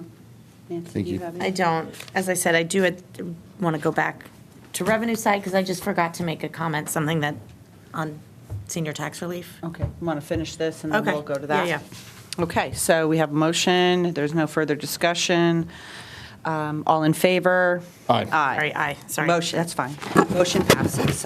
Would you like to make the comment? Yeah, and I know this has been a tricky, sticky wicket, if you will, the senior tax relief. I just want to make the comment that I know there's $400,000 budgeted, and I just have concerns that, given my understanding of where it's at now and what's recently passed, that if the number of participants increases, the proration number will be such that it lessens what people are able to get, and that under the current language, this body or you won't have the authority to, my understanding, to move funds to support it. So it's just something, I know they're going to take it up again at the Board of Finance level and the RTM. That number is concerning for me, and I just wanted to make that comment based on the information that I'm hearing and learning, and I know it's changing, but just wanted to kind of maybe have a, What's the concern? that it's not budgeted high enough, that there isn't enough in that line item. So according to the group that worked on this, led by Chris DeWitt, this is enough to expand the lower income, and this is still an ongoing process. This was just a tweak to allow the more lower income people to participate in the program. This isn't the end of senior tax relief. Going forward, they want to have more meetings and talk about expanding it over the coming year, and then that will come before us for the next budget cycle. But I think we have to have some level of confidence in the work they did, and so that's what I'm doing. We put in what they thought, and so I think we're fine. Again, the Board of Finance will have an opportunity to review it over their 7, I believe, meetings.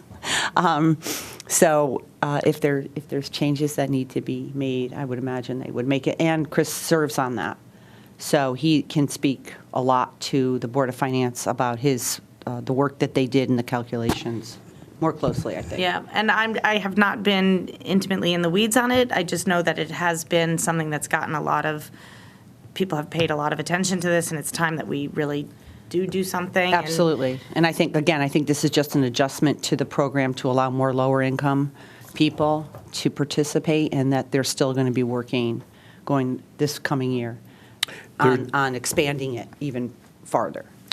So after this leaves here, it goes to the Board of Finance if they get additional information or if they become knowledgeable about an RTM adjustment, which is maybe what's in the offing, I don't know. They can adjust revenue downwards there once better available information. They can also all the way have to early May when they actually set the tax rate. And should they realize that a further adjustment is coming to senior tax relief, they can actually tweak the tax rate when they set it for that adjustment to the revenue line item if it so needs to be. Okay. So just Yeah, and I just Yeah. thought it was worth yeah. noting. Yes. Thank you. Thank you, Nancy. Okay, debt service? Any discussion, changes, adds? No. Okay, and Board of Education's up. Any discussions? Yes. Yes. Before I begin this discussion, do you have a number? Because I'm curious. No, an overall, the fuel number, I'd be curious as part of the discussion. Are you talking about? I'm asking on the town side before we go. Do you, The fuel? the overall savings? The Board of from- Ed, Okay. yeah. Yes, the total savings, you increased revenue by $231,462. You decreased expenses by $114,875. So you have a favorable total impact on the budget of $346,337. Okay. That's an add. That's a favorable. Reduction. Some of the expenses decrease, some of the revenue increase, so you lowered it'll impact the tax rate by $346,000. It'll make it better. It's a positive. It's a positive, yeah. So I do have discussion, so should we move the item for discussion? Yes.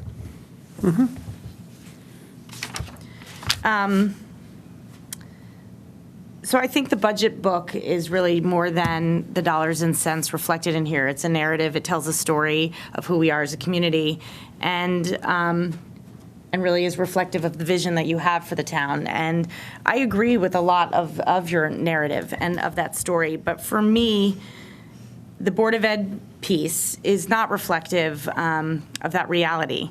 And I understand what you have to look at, what we have to look at. But for me, when we talk about a few things, and we've said it a few times here about trusting the experts, we've talked about investment and the growth mindset and maintaining excellent schools, which I understand is a priority for you. For me, we have gone to this body, the Board of Ed, and they've come back to us in a bipartisan, unanimous way and said this is what they need to maintain the excellent schools, to deliver. Coupled with that, 3 years ago, I voted as a member of the RTM to give teachers raises, and I was proud to do that. And we knew that this day was coming, that there would be an implication to the budget. And what we have before us is a budget that reflects almost 80%, if I have that number right, of this budget going towards teacher salaries. And so when I look at the reduction that you're looking to make, it's concerning for me because you aren't able, the Board of Ed and the body, the superintendent, isn't able to promise that that won't impact kids. And so for me, that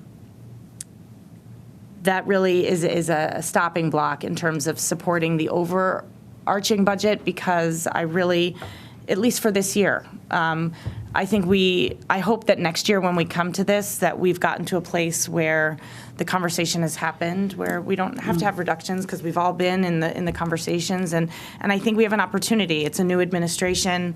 I see the way that people are willing to work collaboratively, and I think that there's been a dynamic set up where we're not allowed to ask questions, and I think that has to change. I think we have to be moving forward, there can't be this kind of us and them dynamic, which has played out, and not amongst present company, but I think the narrative that's been spun in the community is that you're either for us or against us. And I really have to say, I do not think our first selectwoman is anti-education, as some of the comments I have heard, because you've suggested this reduction. I don't agree with it. I think you are supportive. I believe those things you've said. I just don't agree with the road there, and I'm sure I'll have more to say. I just wanted to start the discussion in that way, and I hadn't planned on making a motion to put money back, but I would love to hear about some of the savings that you will, from the fuel perspective, and then may come back to try to put something back into the budget, because I don't want to make a motion just to make a motion for appearance sake. I think that, but I'd love to hear about some of the additional fuel savings, so that maybe we can talk about that if there's an appetite for it. But to me, this reduction it's disappointing, and I'm not in favor of it. So I'll stop there for now. And as I said, maybe I'll have something else to say, but.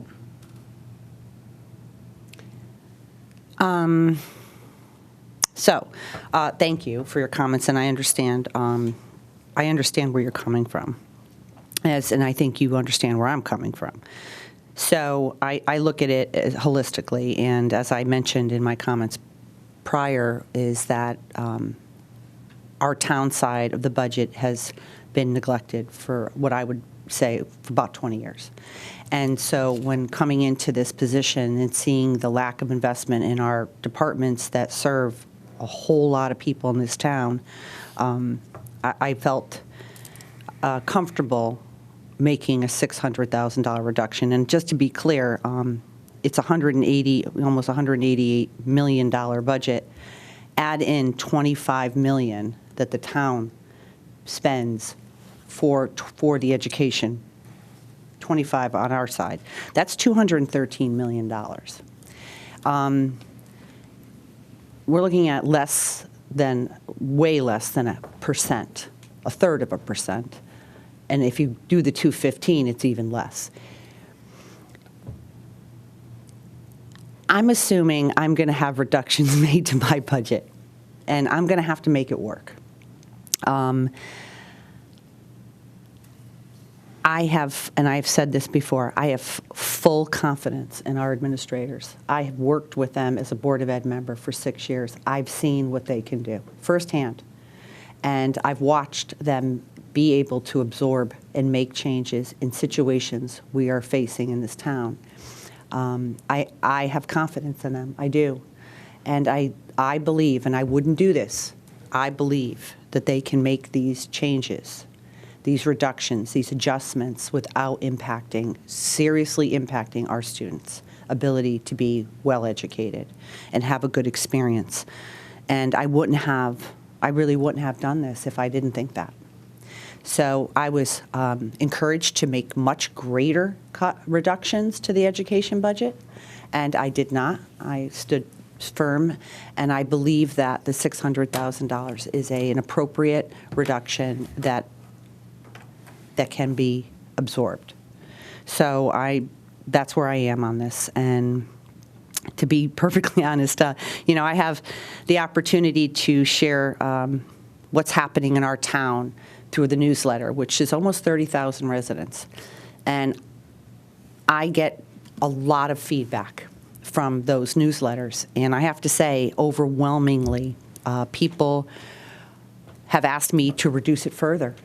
And the large majority of our community is concerned about the rising taxes in our town. They support the investments. They truly do. I've received, I spend it all weekend long responding to people who reply to the newsletter. And this is what I talked about at the last meeting, about us all coming together as a community and looking forward. I think this is a good starting point, and I think that working this summer with the superintendent, the Board of Education, and on the town side, and even with you and Tom, if we can work that so that it's not an illegal meeting, I don't know, we'll have to have maybe a formal meeting, to actually have real frank discussions about how this town moves forward. How do we move our community forward in a way that's not driving people out, and it's maintaining, because high taxes have an impact on property values as well. And not having a diverse community, just having people who can afford high taxes is not a diverse community. And so, talking about senior tax relief, so yes, I had a larger increase than I would have liked in my first year, although it's much lower than prior administrations have had in their first year, much lower. The plan is to reduce taxes every single year of this 4-year term so that residents can get a chance to breathe a little. Property values have changed in our town for a number of reasons. So I think this is a more global discussion, and I hope it sparks a respectful dialogue that we should all be having as not just not just the education side, but as residents of our town, how we balance this going forward. How do we balance all the needs that are coming at us without having 3.5% increases coming out of the education side every single year. It's unsustainable. We have to figure out efficiencies. And I think the only way we do that is to sit down and have a lot of long meetings. I remember years ago when I was on the RTM, Judy Ewing actually still quotes me, and I said, if you really want to know what's going on in town, you have to attend a lot of long, boring meetings.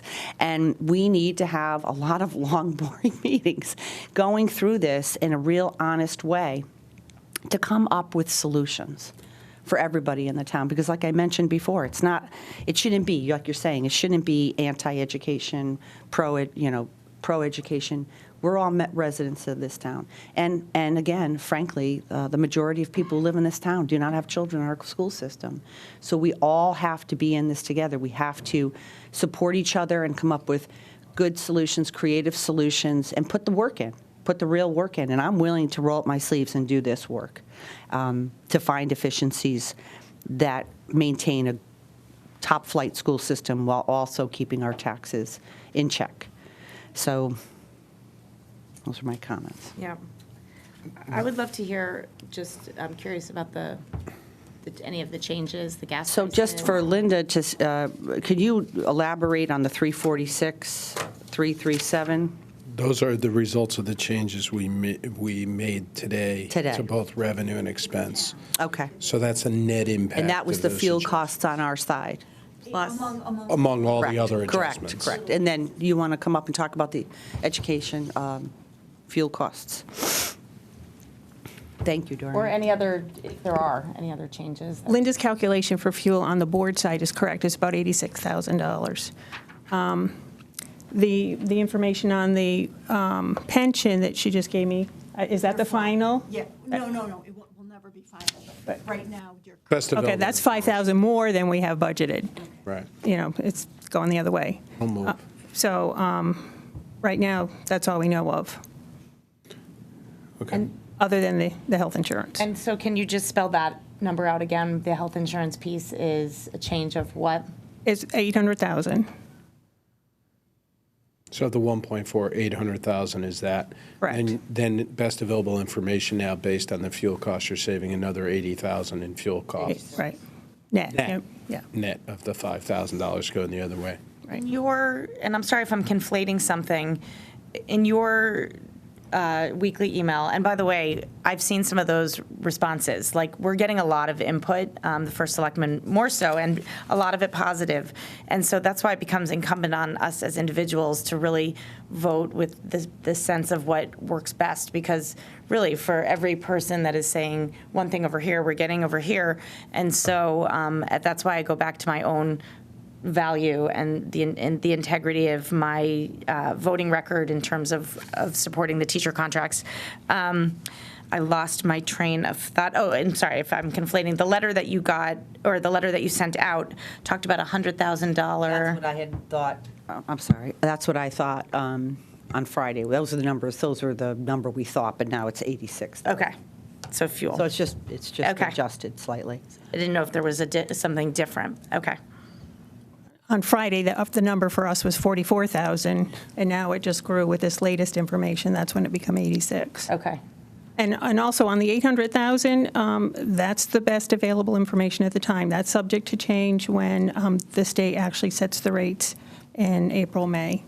Yep. So historically, have we seen, is there a lot of volatility there?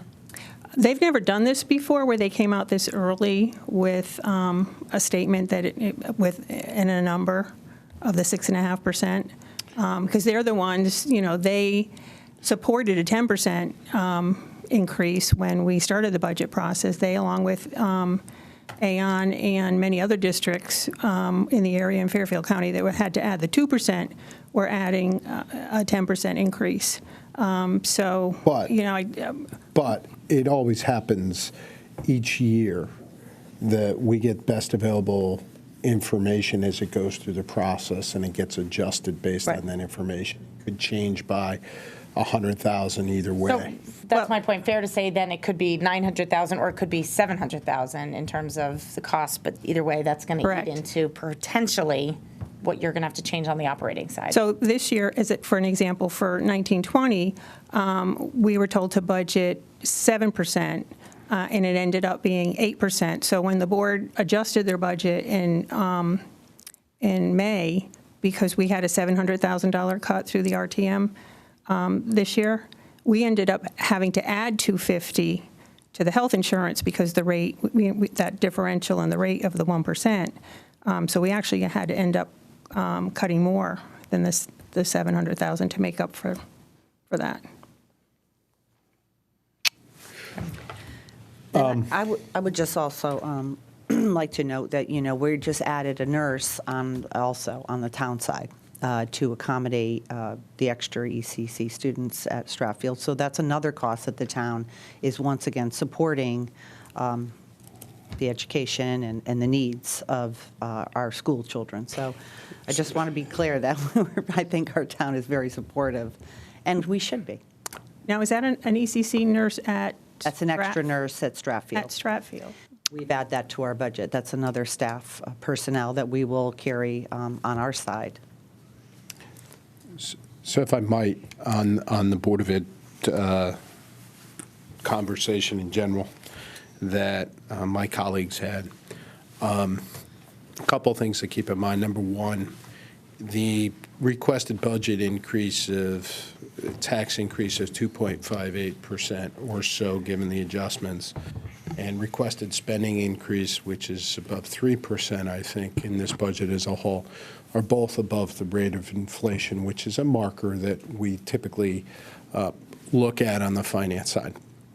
That said, I know you're hard on yourself over that, but the reality is the town required some investment in what I would refer to as revenue-generating positions in order to spur recurring revenue streams, whether it be grants that are available that we don't take part in right now or miss out on, or economic development, which we hope to spur to alleviate some of the tax reductions, whether it be the fire marshal, where we're hoping to free up resources to speed along the permitting process, or whether it be your investment in the permitting software to make it easier and spur that. So those are all, that comes under the you got to spend money to make money. So it makes sense. In addition, because of the control weaknesses that have been found with the Phil Pyle incident, the review of contracts on the legal side, or the review of bids and bonding on the purchasing side have both required some additional investment. So were it not for those areas, the rate of spending increase would be significantly lower as a percentage of the overall budget. That said, the Board of Education side would continue to be higher, and it's been higher for a number of years. Now, that's fine, and I fully support education and have, whether it be the capital requests we've had throughout the years, which total tens of millions, if not hundreds of millions of dollars, or whether it be the spending increases on an annual basis for the operating costs and the investment in programs and the like. But the discussion we need to have as a town is not whether education is important, because, to your point, Nance, there's 35% of the people in town that have a direct relation or so with the public schools, and there's about 65% that don't. The 65% that don't, though, I never hear them say that they devalue education or that they don't want to invest in education.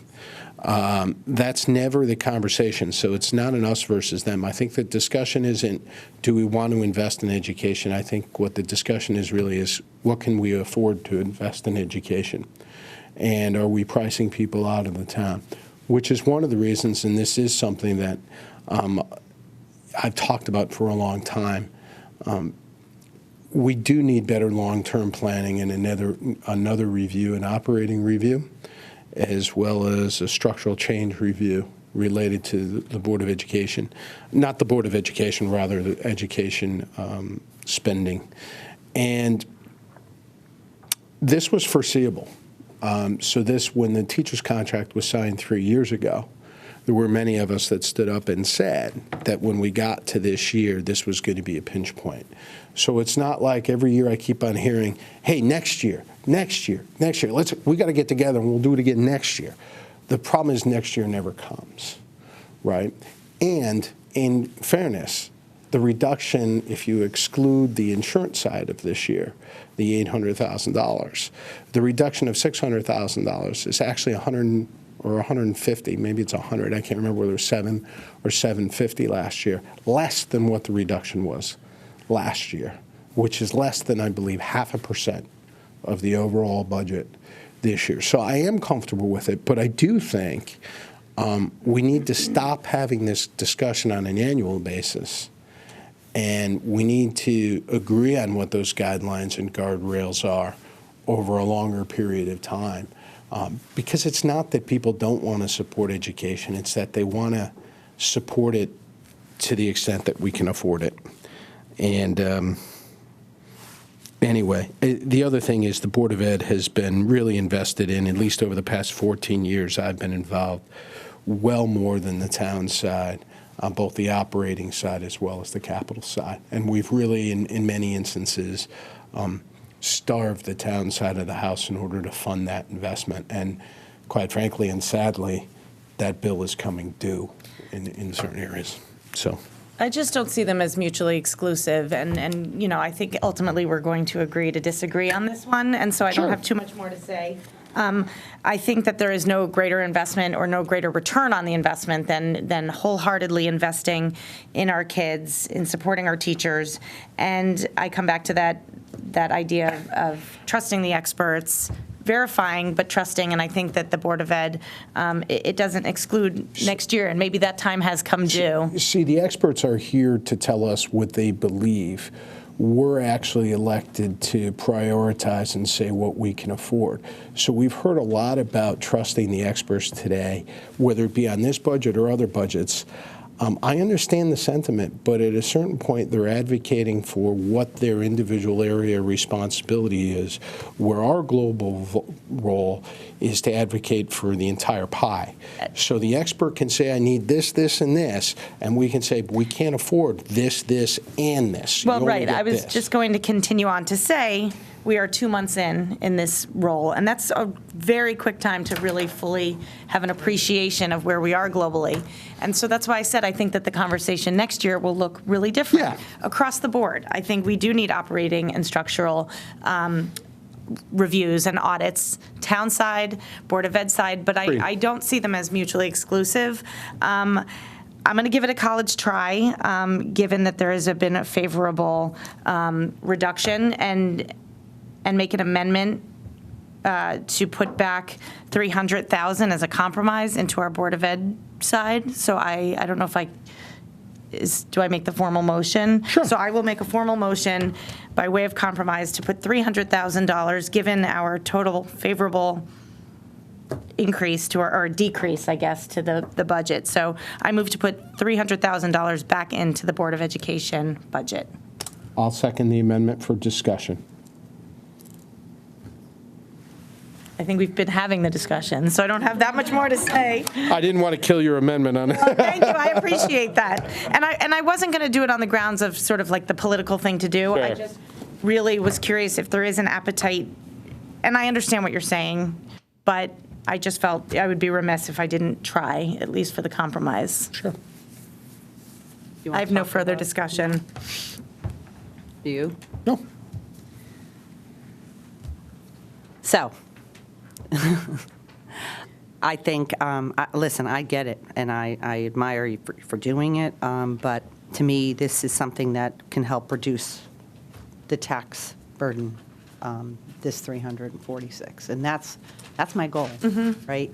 That's my goal. And again, I think that, and it's actually going to be less than 600,000, because if you reduce the 86,000 from the 600,000, you're almost like a $510,000 reduction. And I find it completely hard to believe that these qualified people cannot figure out, without touching any program, how to make that work.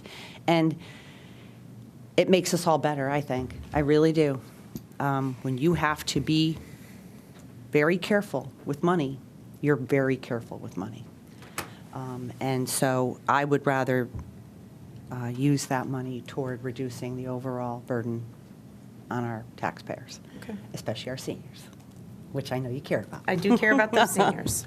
So I appreciate, though, your willingness to, your wanting to do that. But I'll have to decline that amendment. So I think we got to call it for a vote. Okay, so do you have any comments, Mr. Flynn? No, I think you know where I stand. Okay.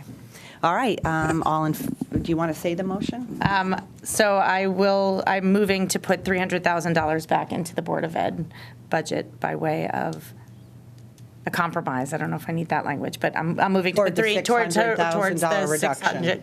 $600 reduction in the operating side. Okay. And we already had a second. So all in favor? Aye. Opposed? Aye. And All right. Well, thank you for considering it and for this honest conversation. As I said, it's challenging for me on three real fronts to support the reduction. The consistency of my vote 3 years ago on the RTM, and I know I'm in a different role now, but I stand by that vote, and that has come, and it is a pinch point, but one I'm willing to stand by. And again, if this were 6 months down the line, I would feel a little bit more comfortable challenging that unanimous bipartisan budget that was presented. But as it is, and it's really, as I said, the return on investment, it's hard to put a number on that because there is no greater thing that we can do than invest in our kids. And I don't see it as mutually exclusive, the investment in the town versus the Board of Ed. And, ultimately, I will support everyone's success and will have the confidence in our administrators and our Board of Ed to make it work. But wanted to be sure I presented where I stand personally, so. No, and I thank you for that understand. opportunity. And I know that it's, and you have been an amazing bipartisan member of this board, and I really value your participation. I value your input. I think you're awesome. And I do. I back really at do. you. And I know this is a difficult vote for Yeah. you because I know you want to be bipartisan and I know you want to work with this administration, and we love having you work with us. You bring a lot of good ideas and information and perspectives, and I appreciate them. I'm saying that in a genuine way. And I know it, and I thank you. And so I know this is not going to be an easy vote for you, and that's fine. It's fine, because you know what? We're all going to go forward together and work as a community to do all the things that we need to do for everybody. So don't feel bad. Okay. All right, so I'm gonna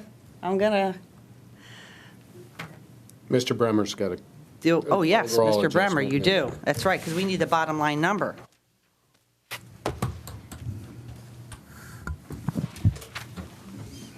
And I hate to rain on everybody's parade, but Oh, there he goes. I don't know if you know, well, I showed Tom earlier the email I just got from CNN, but the market is dropping. So Caitlin, Linda, and myself, we've been struggling over this budget for many months, and when we prepared this budget just a few weeks ago, we took a lot of assumptions and ran with them. And one of the assumptions that we talked about is interest income. If you look at your sheet on page 3, I think it is, it talks about 137, 776, 750. If you go to page 17, forgive me, but I think it's instructive to find where the numbers are. On page 717, dividend and interest income, we've estimated 2.736, 2.7 million. If you look at the average, the average is 1.5, and so your question in your mind would be, wow, how did we come up with that number? Well, the 3-year actual really isn't a very a good number because some years have been negative, some years have been positive. But having said all that, it's the brain trust. The three of us are really very concerned about the 2736. We don't think we're going to make that number. We don't think we're going to make that number by a long shot. So what we would propose is to cut it by $1 million, and that's revenue, or 900,000 to $1 million. And Tom, is that just based on what's gone on over the last few days? It's gone on, I guess, between the coronavirus, what's gone on the last few days, as well as the cut in the overall rate by 0.5%, and the feeling of, wow, we really just don't know what's going to go on next year. So my thought on that, my initial reaction to that is we've done a lot of adjustment today related to news on the fly. Now, I was comfortable on the oil and gas prices because we can lock those in Sure. immediately and take advantage of what's gone in the market. This is far less certain and, in fact, very volatile right now, given what's going on with the coronavirus and the like. We're going to have a heck of a lot better information, such as somebody talked about earlier, in 3 weeks when the Board of Finance votes. I don't have enough information right now as I sit here to just say, let's cut this, and I'm not the three-brain trust, I get it. But we're just reacting to information on the fly, and this is a dramatic cut. I would prefer much better to wait 3 weeks when we have better available information and we know a little bit more about what's going on in the marketplace than adjusting this right now. So how does that work? I mean, if You you just don't- bring this forward we go forward with the budget as it is. It goes to the Board of Finance. You have better information, you have better calculations, and you say to them, hey, we went forward from this point on with 2.7. We're recommending that you adjust it based on better available information to $2 million or whatever it is at the time. Or you say that, actually the markets have stabilized and we're okay. That's what I would argue. But do we lose the ability to make those changes? I mean, No, absolutely not. Board of Finance can make every change that we can make. all right, so where we want to make those changes to make up that $1 million, we would still have the flexibility to do that. 100%. Well, that's, Well, I mean, where I are leave the that to areas? you. I know, I leave that to you. I mean, Yeah, but where are the areas that you would make? well, what we would, I mean, I'll just Will speak those to areas us. change in the next 3 weeks? I mean, You mean how we're going to pay for it? Mm-hmm. No. okay, tell us, if you could tell us. Okay, why don't you hand that out? Let me hand this out. This is our new. I'll give you, since we're not going to do it, let me give you a brief overview. I'm not saying we're not going to do it, I'm just saying. No, today. it's- Well, we No, have to no. vote on it, right? No, what I'm hearing him say is we're going to hold this in abeyance, in But I think effect. we need to make sure that there is a Agreed. majority. Right. Right, I agree with Well, Nancy. Nancy's- assuming you want to vote to maintain the current level of the interest income, how we would pay for it is I would deduct $100,000 out of the contingency that I bumped up from normal, 300,000 to 400. I would eliminate the 100,000. Do you want to talk about the BAA adjustment? You want to do that first? Or? Yeah, I would like to do that. Go ahead.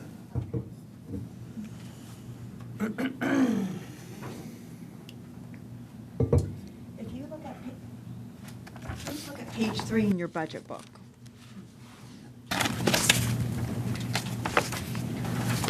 Can't do this on the fly.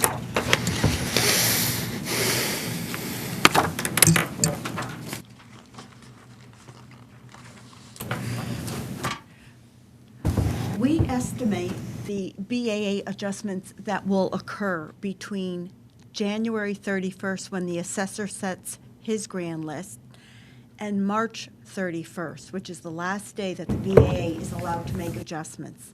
This is statutorily provided. And what we estimated for '21 is that the estimates would run about the same as they had over the last 3 years on average. We used a 3-year average of actual. And just recently, I did some research. I gotta find my sheets. Hold, excuse me.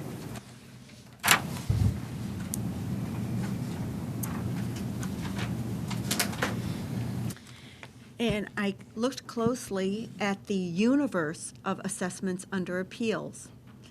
And they're less than half that we've had in any given year going back 10 years.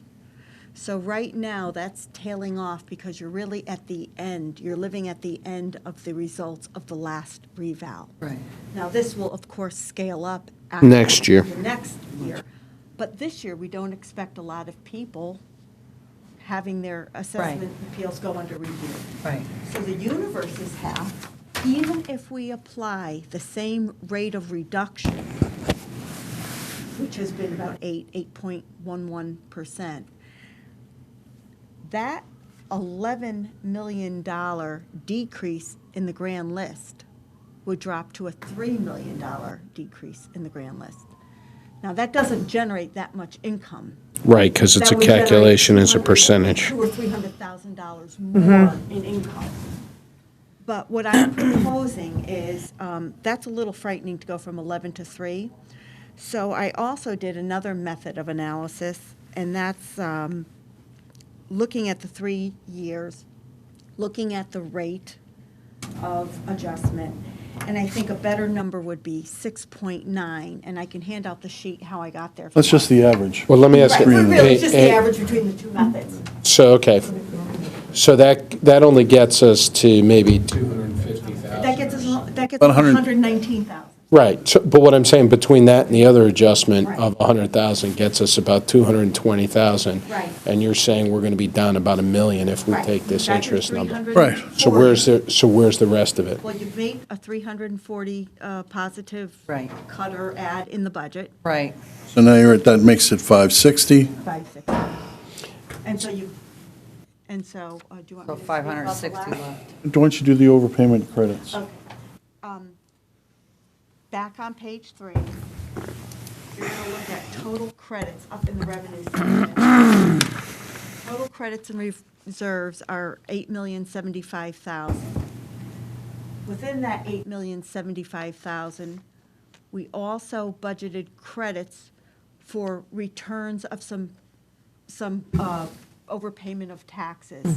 There's about Yeah. $300,000 there.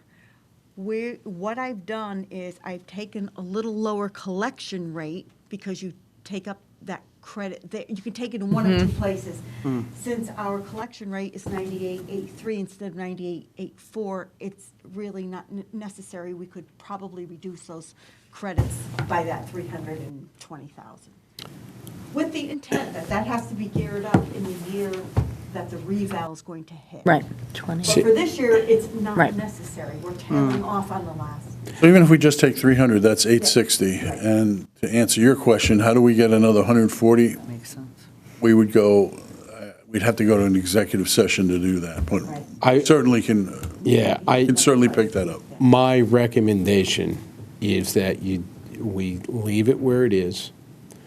You do the analysis, get a finer point on the interest, confirm what you're doing here, because it seems like, and I'm not saying it's wrong, but it's done on the fly.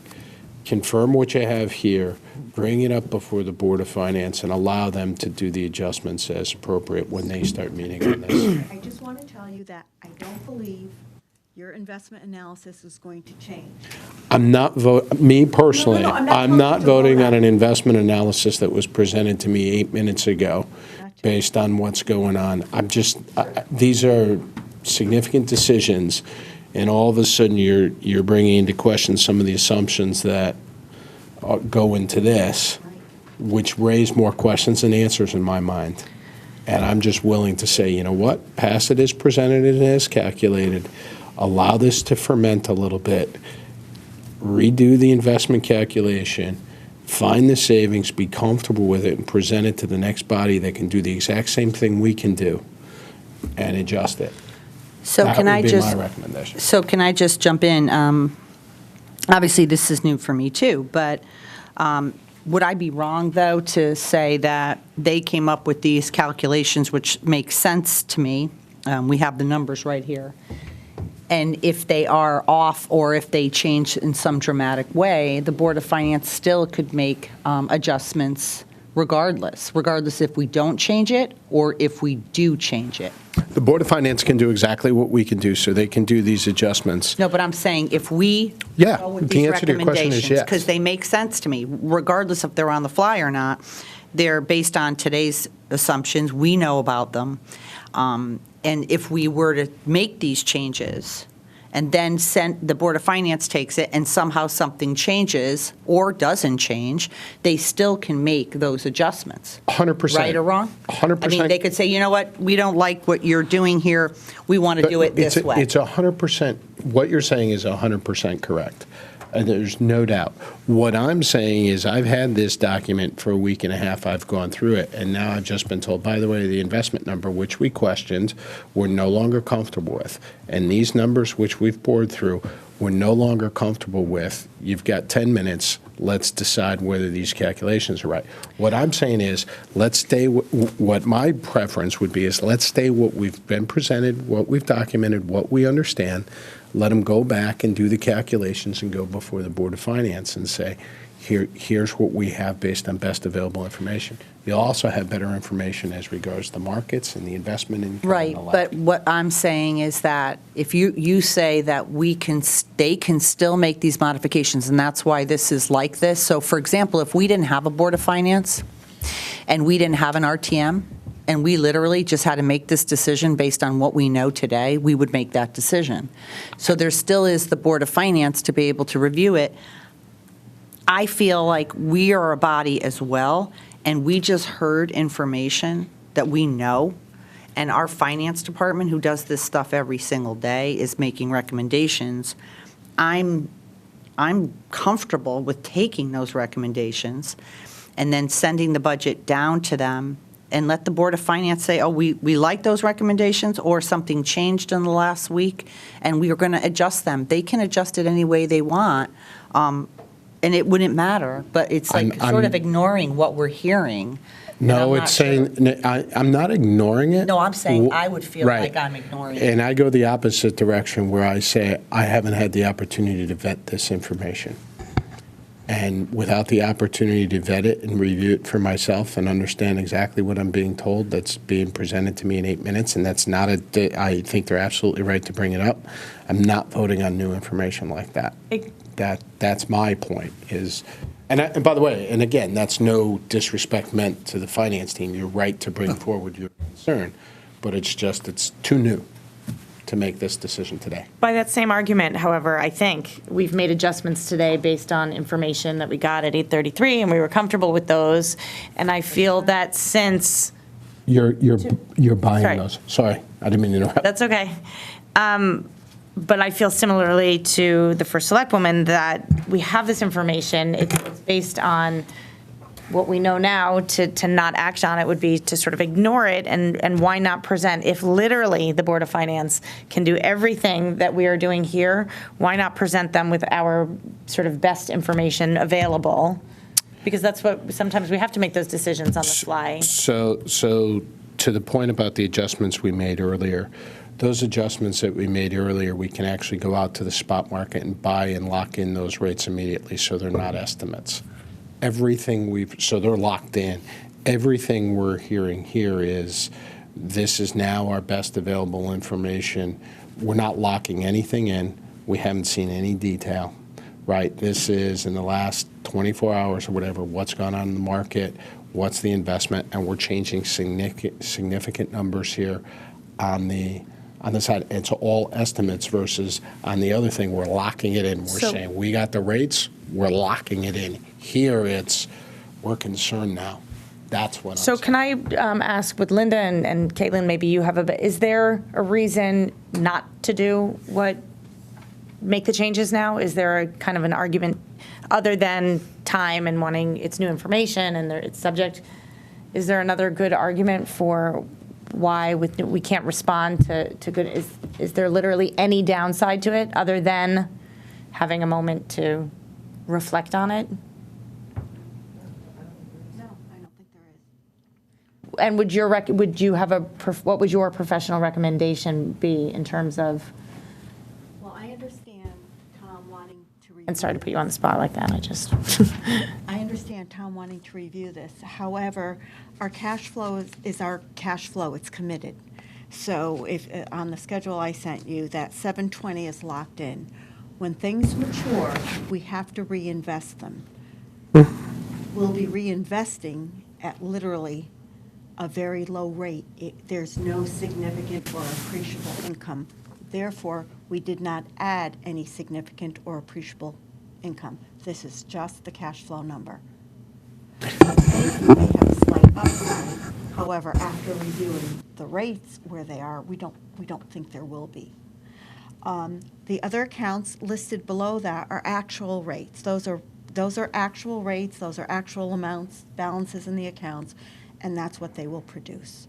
There'll be a little movement between accounts as we manage our cash flow, but it's not a lot of income. but that is actual. What is subject to change is the mark-to-market change. That could go favorable, unfavorable.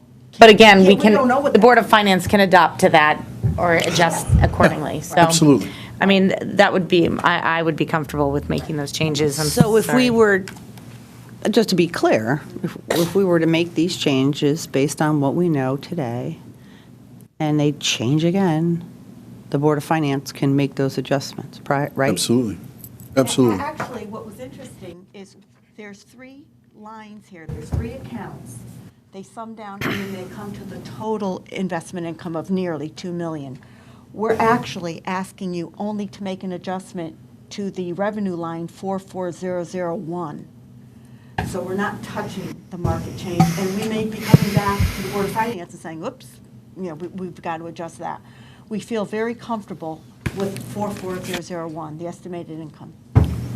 That's actual without. But that's not the only adjustment you're asking them to make. I'm asking them just to adjust that one account. No, you're not. No, we're asking on the expenditure side, yes. You're talking about the Correct. offsets. Yes. You're talking Right. about the offsets. Yes, True, we're- true. absolutely. Yes, I thought you meant within the investment. No, we're asking for all the offsets as well as futzing with, or agreeing to futz with Yes. the calculation of the tax rates and all that on page 3. And so the And some of the offsets, assumptions there. the offsets to similar mechanism with the Board of Finance? If we take offsets from one place and we, I mean, Board of Finance can change revenues, can change expenditures, can change anything. They can also change the tax rate. Right. Right. They, at the end of the day, in May, if they feel, after this has gone through the entire process, if they feel that the investment income, let's say there's, the information in a month is on the investment income changes, right? It's back. Very up to the- optimistic. Right, right. And it comes back down in May. They can actually make up for it in the tax rate. They can look at the entire budget and say, instead of raising the tax rate by 2.58%, we got to raise it by 2.6% to cover some concerns we have based on better available information. They can even do that after we've gone through the entire process. Okay. which is why I go back to this idea that what we should present and pass along to the Board of Finance is our sort of most current, most best information available for me. I don't know. That's my gut, too. I mean, I feel, that's the way I feel. I think we should Yeah. I don't- at least do it. And if there was no catch-all. Right. If the Board of Finance didn't have that opportunity to do it, but they do. And So I don't see any harm here in responding to what we see. Actually, there is no harm. Well, my view is, and the reason I wouldn't do it, and the reason I won't vote in favor of that, is because this isn't best available at this point, because this is more complex. This is most current, right? Right. This is late. It is, and I apologize, I mean. Right, it's not best available Well, it is what it information, is. It's most current information. Which That- makes it, That's the best available information we have. argue. Yeah. Based on, not when all of a sudden assumptions on this page are changing, right? Well, they're changing based on what's happening. No, they're not here. No, but they're changing because. No, they found a hole in the investment side, and they were looking to cover the hole, so they changed investments in other areas of the budget. Right. We changed assumptions. In other areas of the budget. Yeah. These assumptions shouldn't have changed from 2 weeks ago to now. They changed because they found a hole, which means there was cushion in these assumptions when they were originally made. Which means if we didn't have this, we didn't have the hole, this would have gone through the entire process, and we would have had more money available at the end of the year. But we wouldn't have known the number of assessment under appeals until February, until, Last week, yeah, well, no, 2 weeks ago, actually. 2 weeks ago, so we could have had it last week and said we should have adjusted this down by $200,000 10 days ago, but we didn't. But now that we have the hole, we've come forward with it. That's my point. And by the way, I applaud the effort to come forward with finding the hole. But what I'm saying is that it's new information, right? I don't consider it, because I haven't been able to vet it, best available information. That's my only point. That's my only point from I a understand finance that. perspective. couldn't have just a regular, normal budget process. I mean, God, it's But just, isn't this typical, a last minute? No. my administration is Not full of like surprises, isn't it? Yeah, not like this. You know, I respect what you're saying and the need to vet something, because there certainly have been votes that I've tabled, and you've allowed me that consideration. I'm just conflicted because I'm also hearing from the finance department that this is best available information. And again, I go back to this idea of leap of faith. And since there is a catch-all mechanism in the Board of Finance, that this is best available, I don't know. Sometimes that leap of faith is just what we have to do, knowing that there is a catch-all. So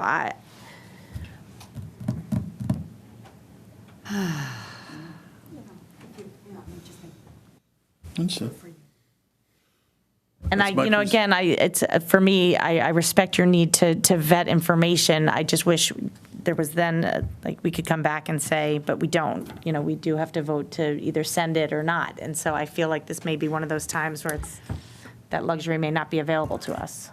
Okay, so- So all of a sudden, the 400,000 that was very important in contingency last week isn't as important. Oh, no, it certainly is. And no, as you know, putting budgets together are trade-offs. And so am I more concerned about the 100,000? I'm more concerned about the overstating the interest income and not being able to make that up than I am about, to me, the 400 or 300 normal contingency. That's something I have to manage. It's very hard to manage revenue that I can't get. I can't manage it. I don't have it. To me, that's a much worse problem. It's your call. Okay, I would like to take a short recess to caucus with Mr. Flynn. And, Okay. all right, thank you.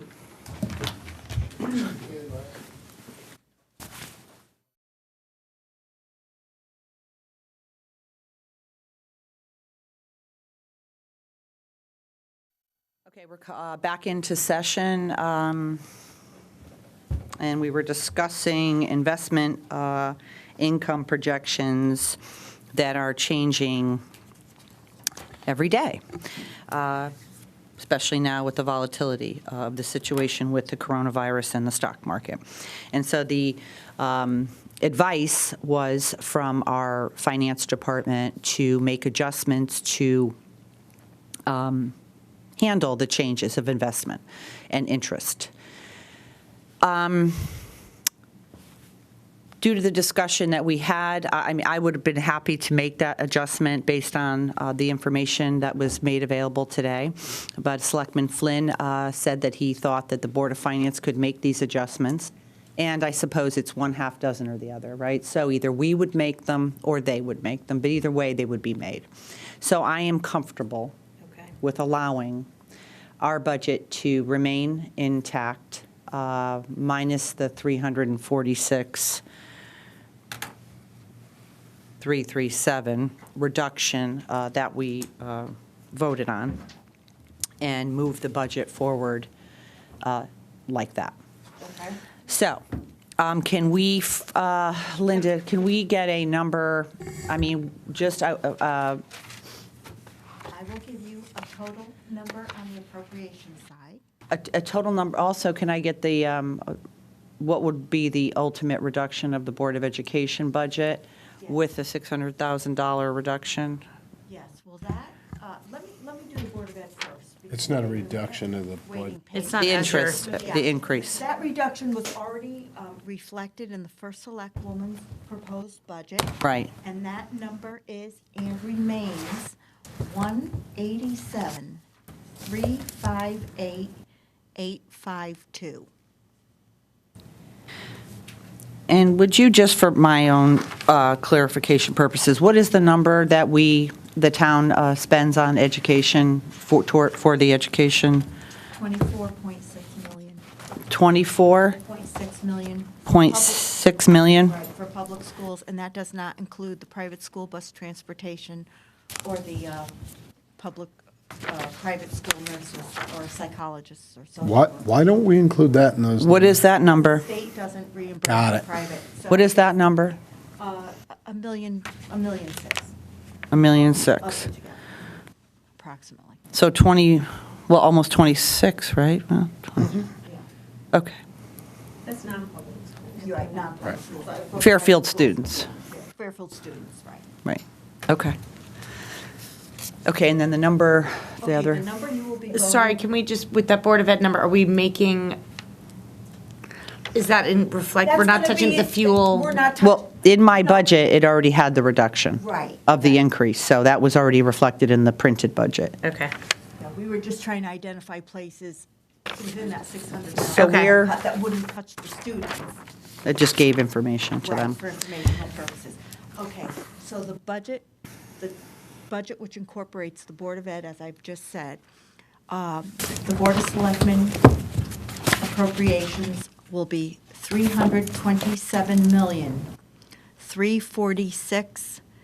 $327,346,659.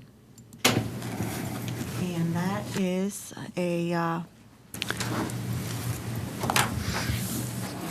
that is a budget increase of 3.47 as opposed to the first Selectwoman's recommended budget increase of 3.50. Do we need to vote on that,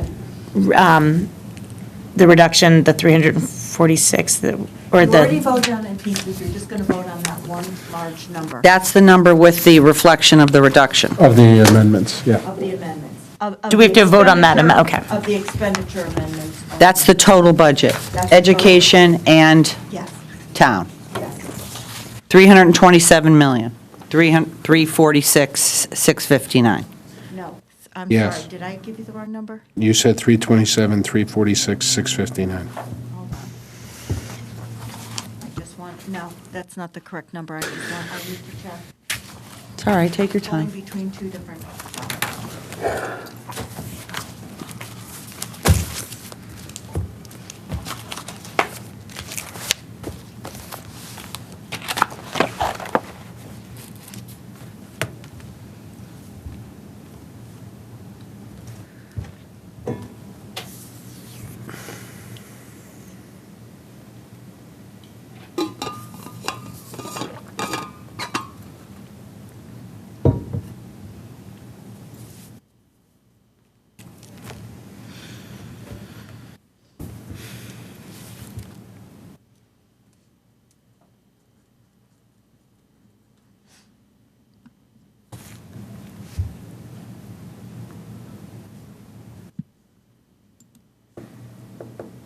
Jerry asked that we repeat the number for the crawl. Oh, we get it. Yeah.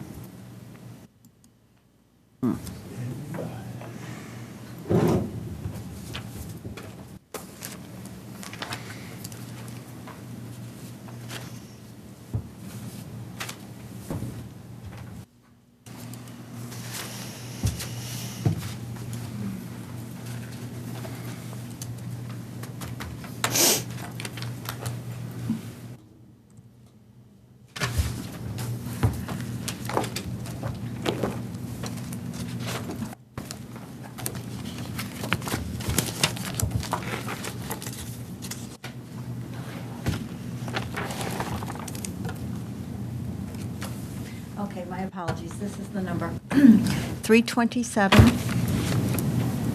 382, 149.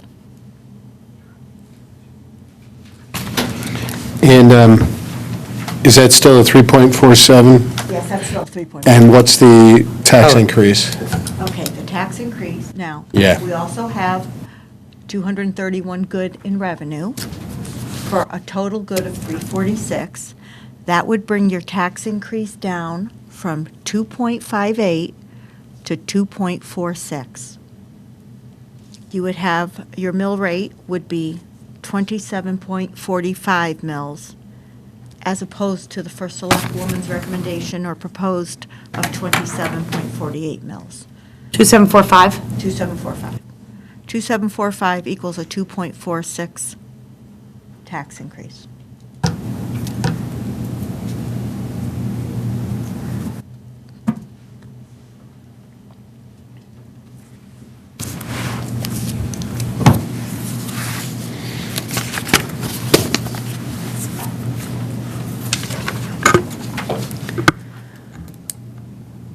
Okay. Do we have a motion to pass? I think it's before us, right, isn't it? Yeah, I'm going to So I say the think we number. just call it, yeah. A motion to pass the budget, the 220, 327.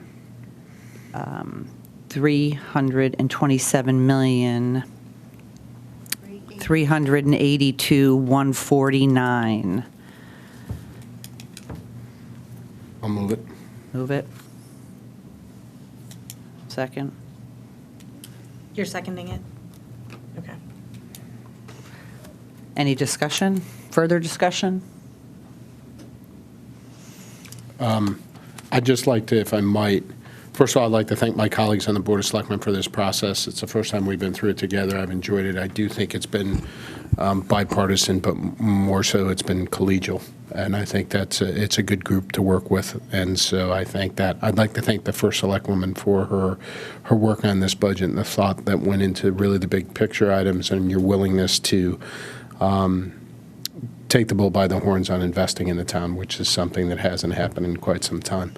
I'd like to thank the Board of Education, the Education Administration, Doreen, for all your hard work. It's not easy putting together a budget on an annual basis, and you guys continue to do it very well. So thank you for your leadership, the superintendent, and Ms. Vitale, you and your board for your diligence and your hard work.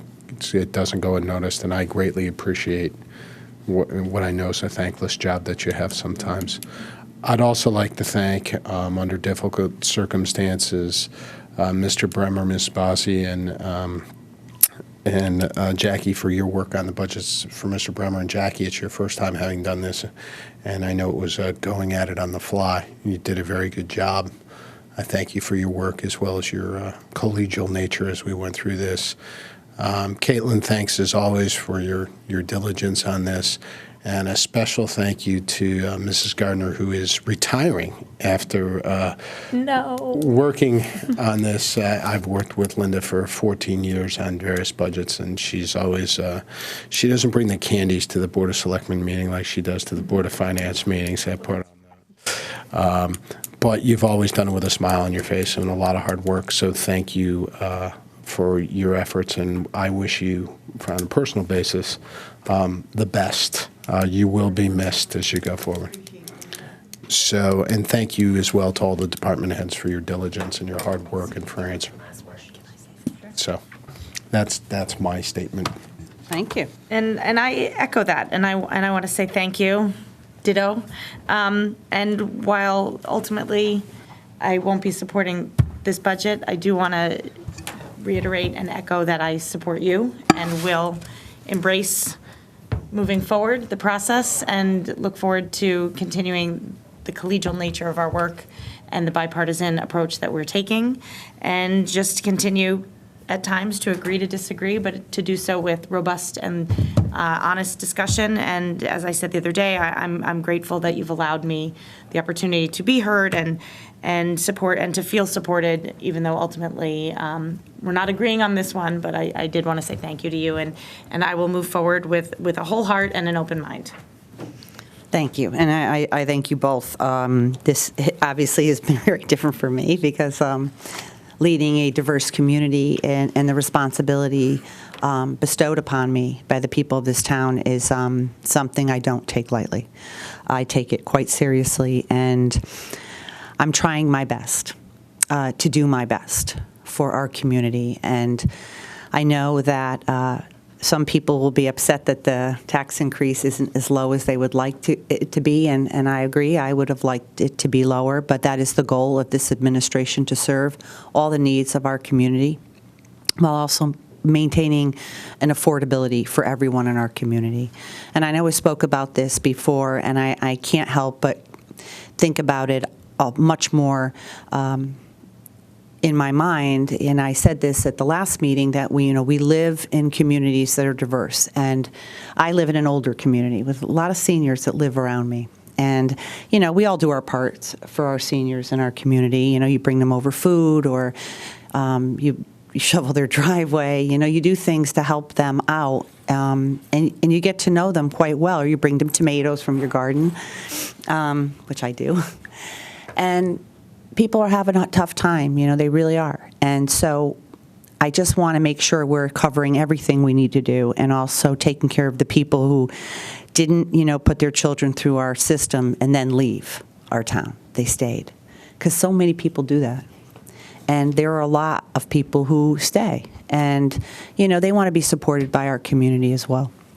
So I hope that people will look at the entire budget and understand that I'm trying to do something different for our town and not what we've always done.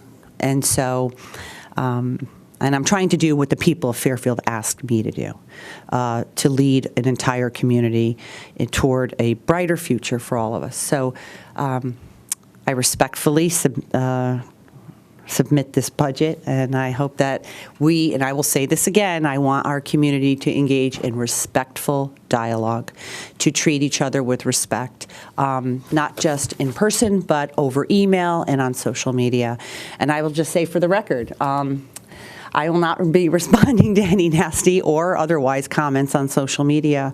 My door is open.